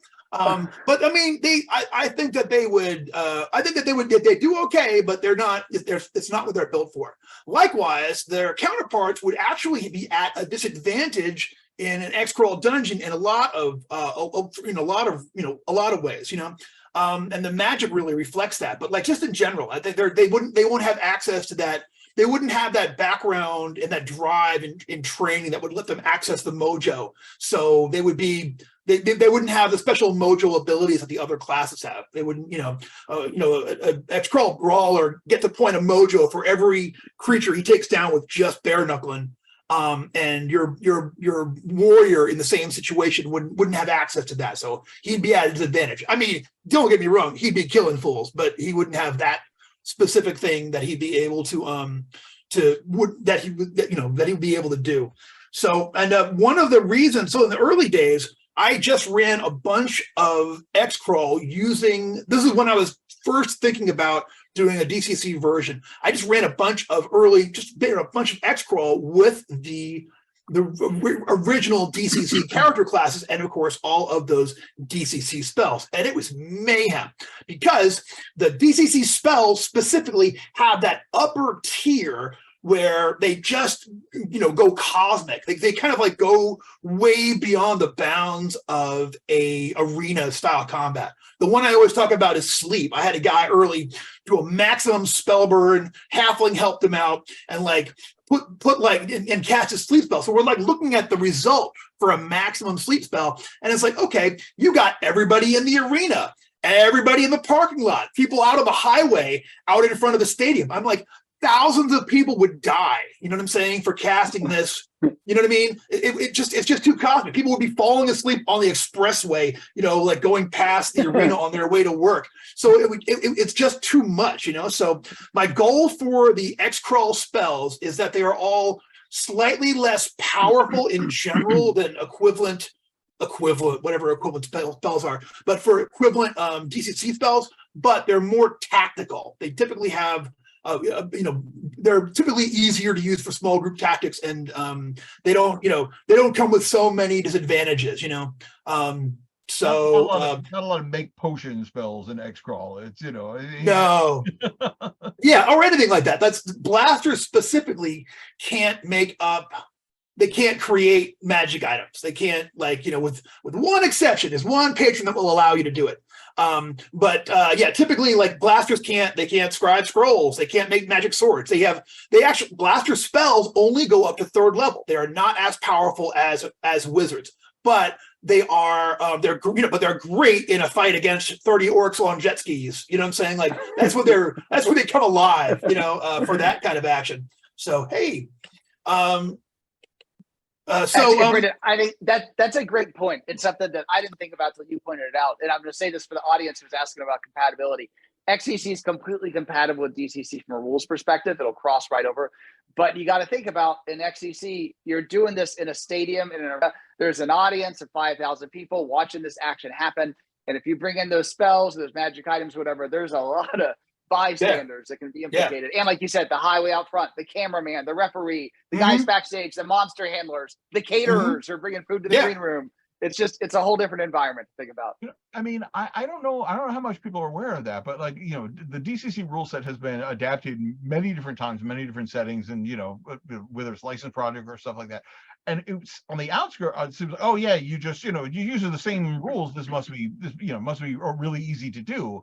But like I know when we were doing Lankmar, Doug and I had like a big discussion about like luck economy, and like there's all this stuff that we take into account, and we have to kind of bring into that it's not really readily available. It's not readily noticeable until like you start with tinkering like behind the scenes. So obviously this case had to nerf to constrain the spells a little bit. Or the whole luck thing came from the fact it's like, well, we have to spend luck, but like we're not going to technically have halflings. How are we going to do that? So there's a lot of strange stuff. This is why it takes 5 years to get a DCC game out. Because it's not just like, hey, just slap a new coat of paint on it, kick it out the door. Yeah, no, it's totally true. And like actually, halflings were another really big factor. Like okay, so the mojo has been a part of the Xcrawl rule since the very beginning. There was no way I was going to leave that out of it, But halfling plus mojo in the game is like ridiculous. Like you just couldn't beat it. They would always, there were no challenges that they couldn't defeat at some point by just spending a whole lot of luck on it at whatever point. So while you can play a halfling in Xcrawl, they're halfling rogues, and they still have luck abilities, but their luck abilities work like a thief's luck abilities rather than a halfling's luck abilities. So there is an equivalent. There is a character class that can manipulate mojo kind of to a degree like materials actually split between two characters, but that halflings can. There's a jammer who can actually give mojo points out after the die roll, which is very powerful. And there are gnomes. Gnomes are like, they become the team mascot, and they when everyone else loses their, so I don't even know if anyone knows this, but the new mojo rules are completely based on Mike's fleeting luck rules for Lankmar. You know, so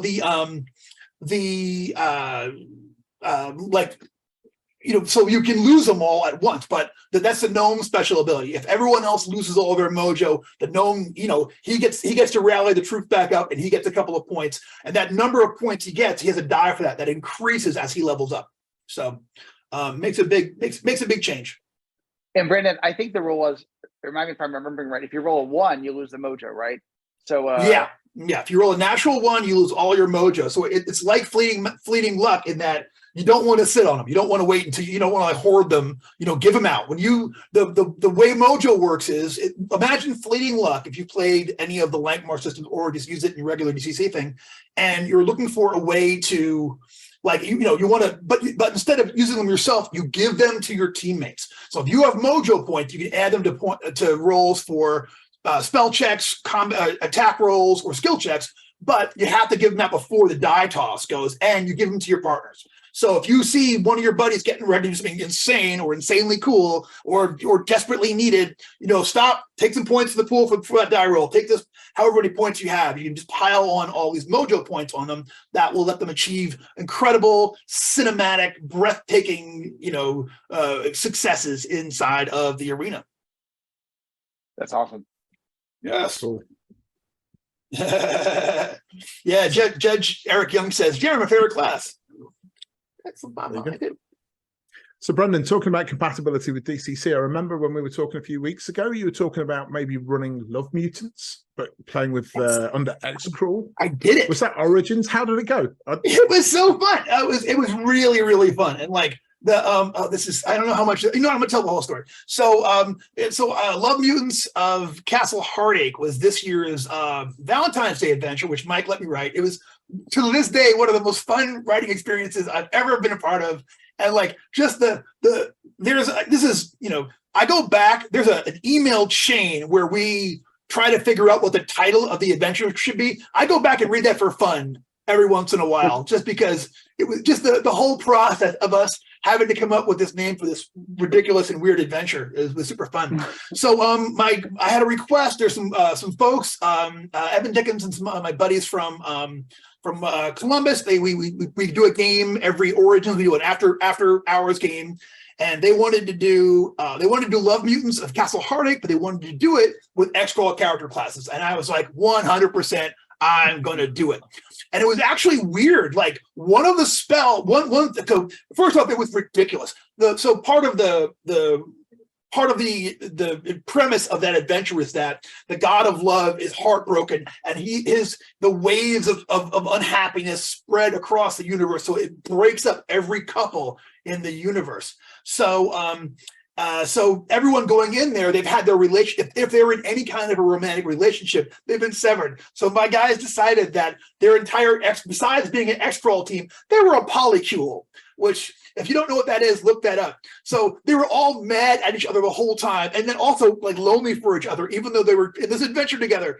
So it was hysterical the way that all played out. It was just ridiculous. But there's one room where they went to, right? The room with the snake guy. He's in the one area, and there's an Xcrawl spell. I won't say which one it is, but there's an Xcrawl spell that ended that encounter like this, because it's just something that didn't. I don't know if I want to spoil that, Joseph, but it just was like, oh, that's over. Like they just. It's okay. Spoil it. Spoil it. It's okay. So this is actually a spell. In Joseph Goodman, one year for Christmas, got me this book, Magic. Ricky J worked on it, and a bunch of other guys. A great big, like, what do you call it? A coffee table book, all about like magic from like the 1400s up through like the 1900s.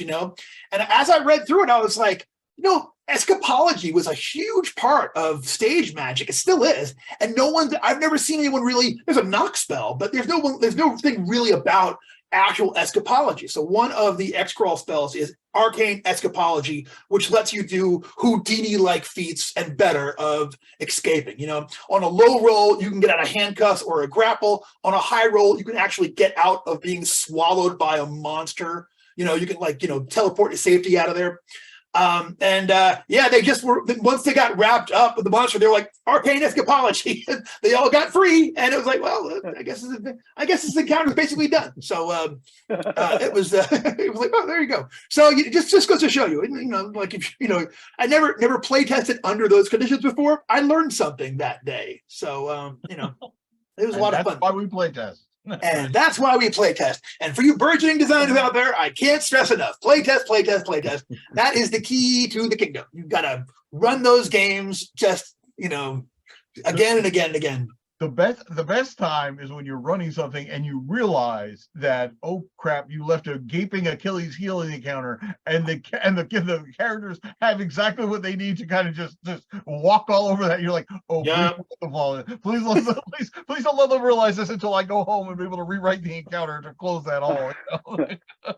Right? And that happened, you know, but you know, players are clever and they'll get you. And then you're like, oh man. So I don't mind it, but boy, have I been wrong-footed before, you know.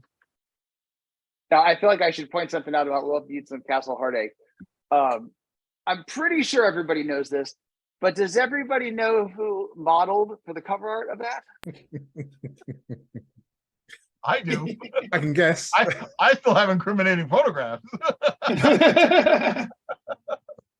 And yeah, they got it in the chat. That would be Mr. Harley.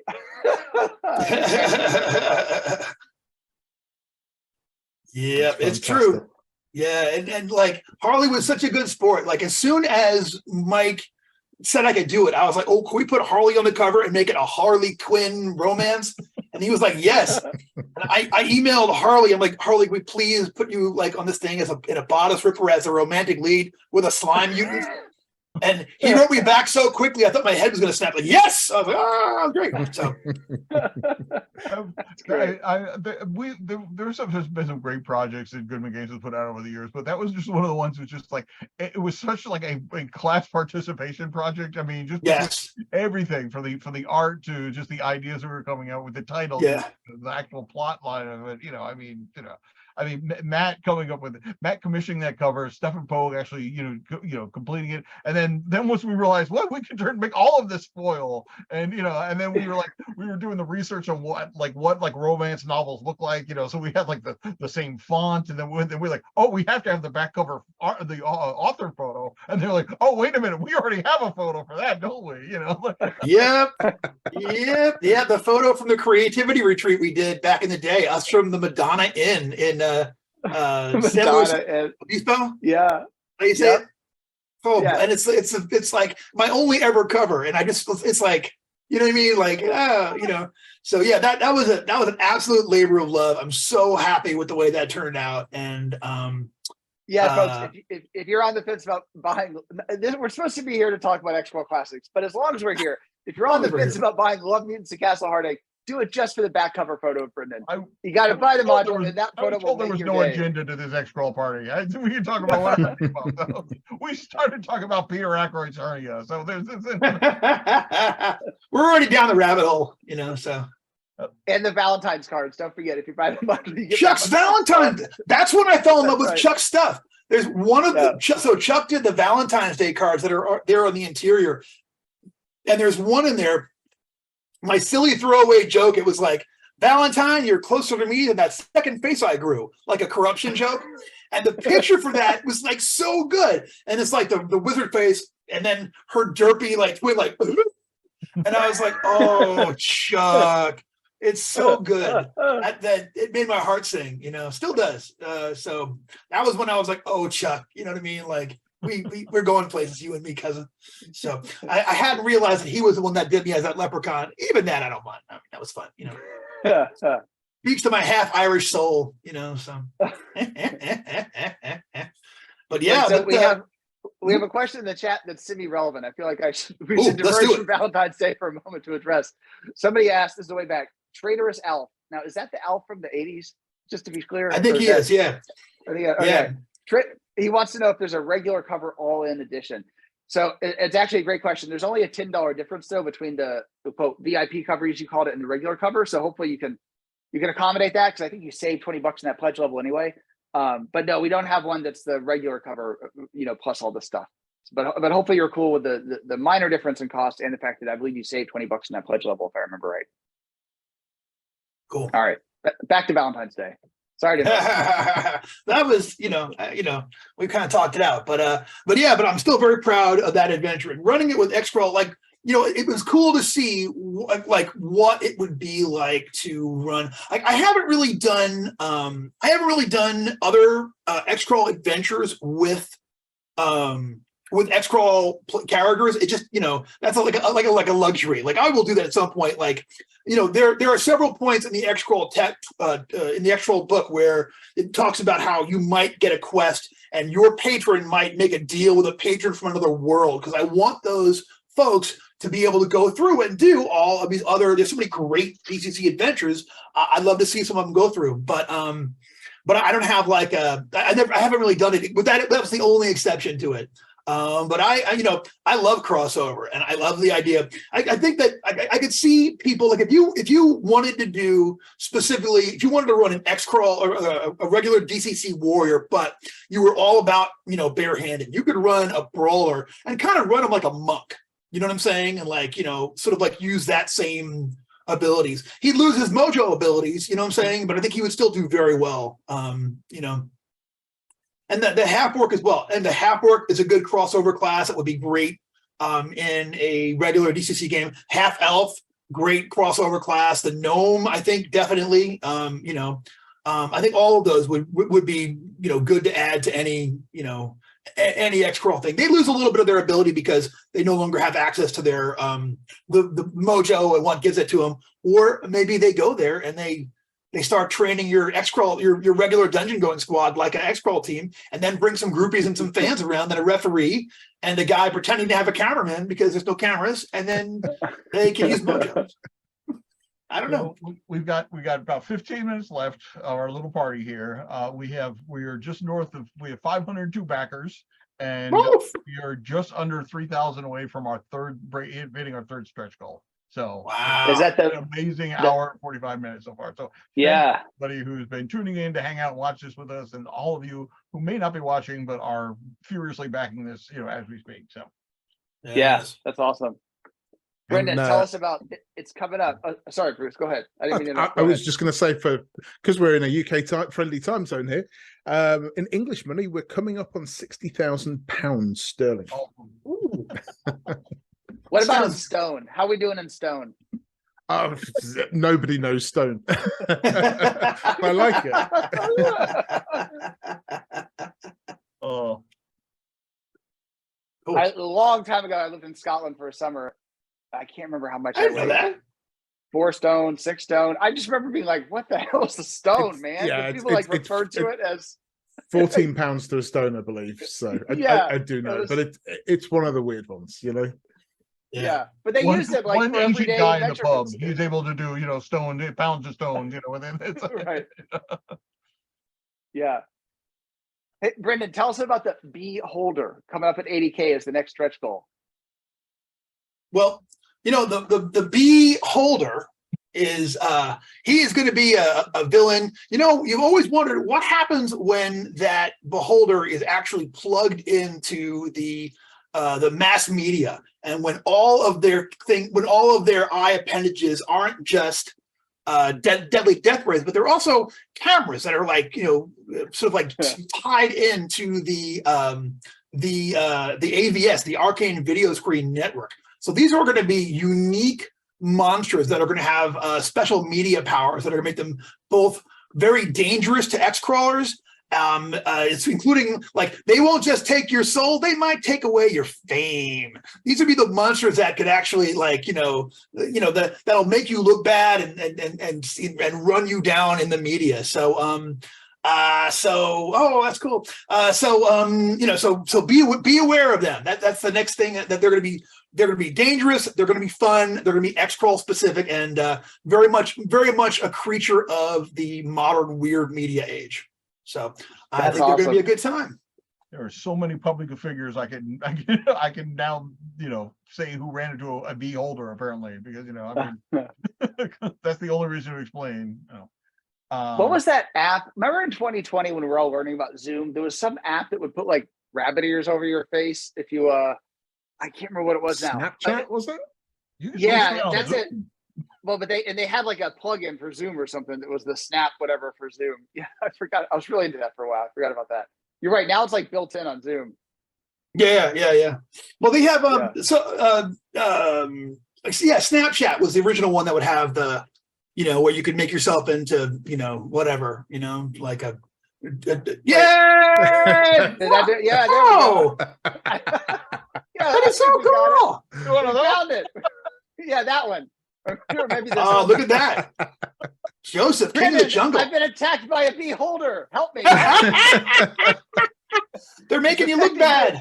They're making you look bad. That is so funny. Oh my gosh. Yeah, it's like right Man. there inside the. There you yeah, I got go. a pizza Party head. time. Okay, all right. Yep. I answered my own question. I just had to find the right Oh my- button. There you go. That is so funny. All right, back to normal. It was normal things getting run here. So you did that? How did you do that? Yeah, man. In Zoom, don't click stop video, but right beside the stop video is like this little arrow pointing up, and then you choose video filter as one of the options. Okay. It took me a while to remember this, but yeah, it's like right there, built That's in so now. cool. This has suddenly turned into every Zoom call in the year 2000. Hey, you can do this? Mike, I think you're on mute, Mike. Exactly. Oh, So you got this is running for a month, yeah? The Kickstarter campaign for Xcrawl. What Yes. what Yeah, else have we exactly. got coming up in terms of Twitch content and shows and promotion? Excellent That's a question. great So question. yep. It's like you were prepped to say that. I can't It's believe like he was, it's a beautiful thing. So we'll be doing 2 episodes of Empire One Sports, which will be a show with another one with special guests that will be, Empire One Sports is one of the networks that follows Xcrawl in the world, in Xworld. So we'll be doing a couple episodes of that, and that's going to have some special guests. I understand that one of the great horrifying Minnesota Vikings is going to be there. Going to be out there and bringing the pain and showing up and sharing their opinion on all things Xcrawl. That'll be a lot of fun.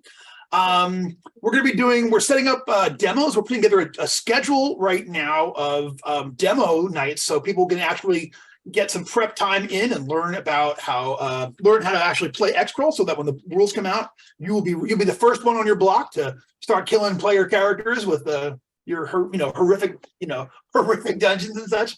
What else do we have coming up? We got awesome Empire One Sports.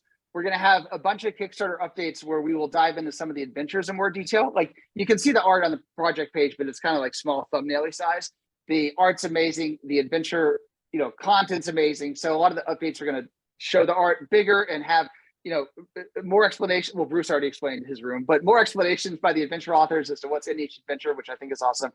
We'll explain Xcrawl Insider a little more. I should actually just tell you guys the thumbnail version. The idea here is an Xcrawl magazine. Something I've observed is when we launch a Kickstarter, it lands, everybody's really excited. And then I feel like there needs to be more institutional support, sort of, ongoing after the Kickstarter lands to keep people in, feeling like they're part of the community. So the idea behind Xcrawl Insider is that the main pledge items will land, and then the first issue of Xcrawl Insider will come out. Table service. Hey, Laurie. Can I get a beer? That was my wife Lori showing up with a cup of tea for me because she's awesome and supporting me during all of this. So thank you, And you had to Lori. celebrate the fact we broke $80,000, and the beholder is now. That's awesome. Yep, Beholder is a real thing. It's happening. I can't wait to work on that. And this is my $80,000 reward was a cup of Irish breakfast tea with oat milk because I can't do dairy. That's awesome. So Xcrawl Insider, once the main pledge items land, the magazine, the first issue will come out maybe 4 to 6 months later, and it'll be a way to keep the excitement going and give fans a chance to contribute, because we'll open up some of it for fans who have new ideas for rooms, monsters, items, whatever you might have. As you guys start playing and get inspired and have cool ideas, we'll try to give you a place to get some of that published. But yeah, throughout the Kickstarter, we'll have more updates on that, the modules, some photos of the dice. We actually got different dice samples. So we picked the one that we kind of like, but we want to get votes from you guys as well. So we'll give you guys some choices as to the 3 different. So Tom, the guy who runs Impact Miniatures, he got his like, magic dice fairies to make up 3 variations on Brendan's idea, which is kind of like gold and imperial looking with a little bit of black and sparkle. And we have 3 versions of that you guys can vote on for the dice. So that's more to come in the Kickstarter. Lots of cool places for you guys to learn more about what Brendan's wild imagination cooked up and get a chance to contribute some as well and give us your opinions.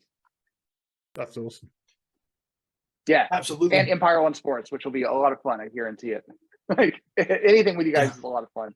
Yeah, I'm really looking forward to doing work on that and to sort of like I got that's like where all of the things that I couldn't cram into the regular core book,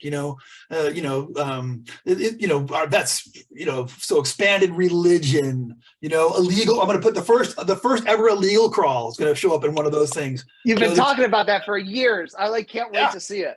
I've run a couple, and the last one I ran was just ridiculous. It was so much fun. So I actually ran that. I ran that last year a couple of times. You guys, I don't remember what I called it. I was actually the other day trying to figure out what was that. What was the name of that event? It might have just been like Xcrawl Playtest. It might not have had an official name, but had a lot of fun with it. That's awesome. So anyway, I hope I hope it's a lot of fun. And just to be clear, it's not actually illegal. Just in case, No, which has So filters or some intern be- is in charge of censoring us. It's just illegal in the fantasy world. It would be like a part of it would be off of the regular Xcrawl circle, but it also means that there's no real rules out there. So the original illegal crawl that I ran was a South American one that was sort of like outside of the purview, and that's where chainsaws, guns, bombs, you know what I mean? Like every kind of the nastiest trap I've ever come up with. I'm like thinking, what kind of trap would not get past the Adventurers Guild? Like, oh, one that might kill you a month later. Ha! Like while you're home after the adventure, like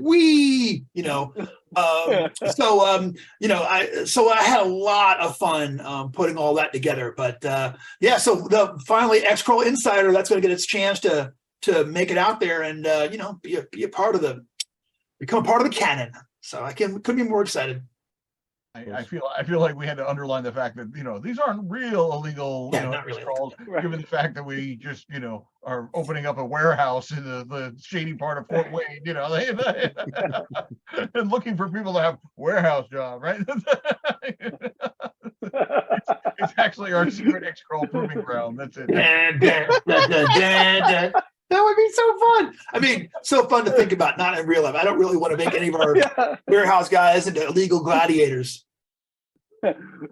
We only do legal gladiators. So just legal proper gladiatorial matches. Boffer weapons and American Gladiators. Oh, I didn't mention that. Oh, it is another big influence. American Gladiators was another big. That might be the Xcrawl influence with American Gladiators. And I tell the story all the time of how I tuned into American Gladiators the first time and was so disappointed that it was padded weapons and that no one was really getting beat down. I was a kid. I didn't know. And so for those of you who do know, we are advertising warehouse worker positions because we're opening a warehouse in Fort Wayne. And, my vision for the warehouse, not only is it going to be where we keep our obelisks in the off time, as well as the ziggurat and other such things, but the idea is that we have a cool warehouse, and then once a year, maybe we actually have a, mini con or something in the warehouse. And, we're not going to push shelves of books over on top of you. There'll be no real traps, but mini con, gaming in the aisles, maybe warehouse sales, stuff like that. So that's the vision. It might take a year or two and probably some sort of clearance from the government to make that happen, because I'm not sure if it's zoned properly, but hopefully we can eventually get that going, and it should be fun. So get your ticket to Fort Wayne for about a year from now when we get this all worked out. You almost certainly need some high-vis vests, Joseph, just saying. Yeah, 100%. God knows, and they should be armored. Like our high-vis vest should be like +2 AC and, acid resistant, because... Actually, the best part about this warehouse, we're getting, just to be clear, I'm supposed to sign the final lease any day now, so it's not officially signed yet, but it's the mysterious ex-dentist office. So, I swear to God, this should be an Xcrawl adventure. It's a fairly large warehouse space but it has offices built off to the side, which they obviously, use for paperwork or processing shipping documents or whatever. There's 9 offices off the side, but one of them has this whole get up of like a sink and there's like plumbing, and clearly stuff was attached there. And I asked about it, they said it used to be a dentist's office. And it's like, why would a dentist open an office in one little office, off the like 5,000 square foot warehouse? So it just, there's got to be more of a story to this. And Brittany, you got to work. Do we have any dentist encounters? Because that would be terrifying. It would be. I don't know what it would look like, but I mean, they'd have to get you and like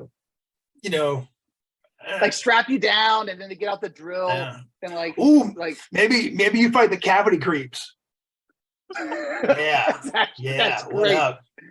And giant toothbrushes that like make foam and they blind you, and they're like people are scared. People are afraid of the dentist. Dude, everybody's terrified of the dentist. Dentist clowns. Oh, that's a nightmare. And they're moist. That's the next Halloween adventure right there. The worst selling event for everybody because nobody can deal with it. Yeah, nobody wants that in their house. Well, we're here. Are we going to keep going, or what's the plan? I got to use the bathroom, man. Me too, so bad. I'm going to die of it.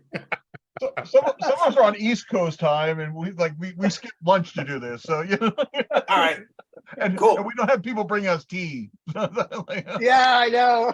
Try and get the cat. It's not working. Yeah. Thank you, everybody, for supporting Xcrawl Bruce is Classic. enjoying it. Well, seriously, thanks so much for everybody for coming out, for hanging out in the chat, for being with us today, for watching this. Yes, Xcrawl is coming. Xcrawl Classics is here. It's happening. I couldn't be more excited, couldn't be more thrilled about it all. And just thank you for your support. This has been an absolutely huge day, and it's like the realization of a dream of mine for many, many years. So I can't wait to see the book in people's hands. I can't wait to see you guys playing the game. Super excited about everything. So just thank you. Thank you so much. Thank you all. Thank you. And we'll more to come. More to come. Thanks, everybody. It's been fun. Thank you. Bye-bye.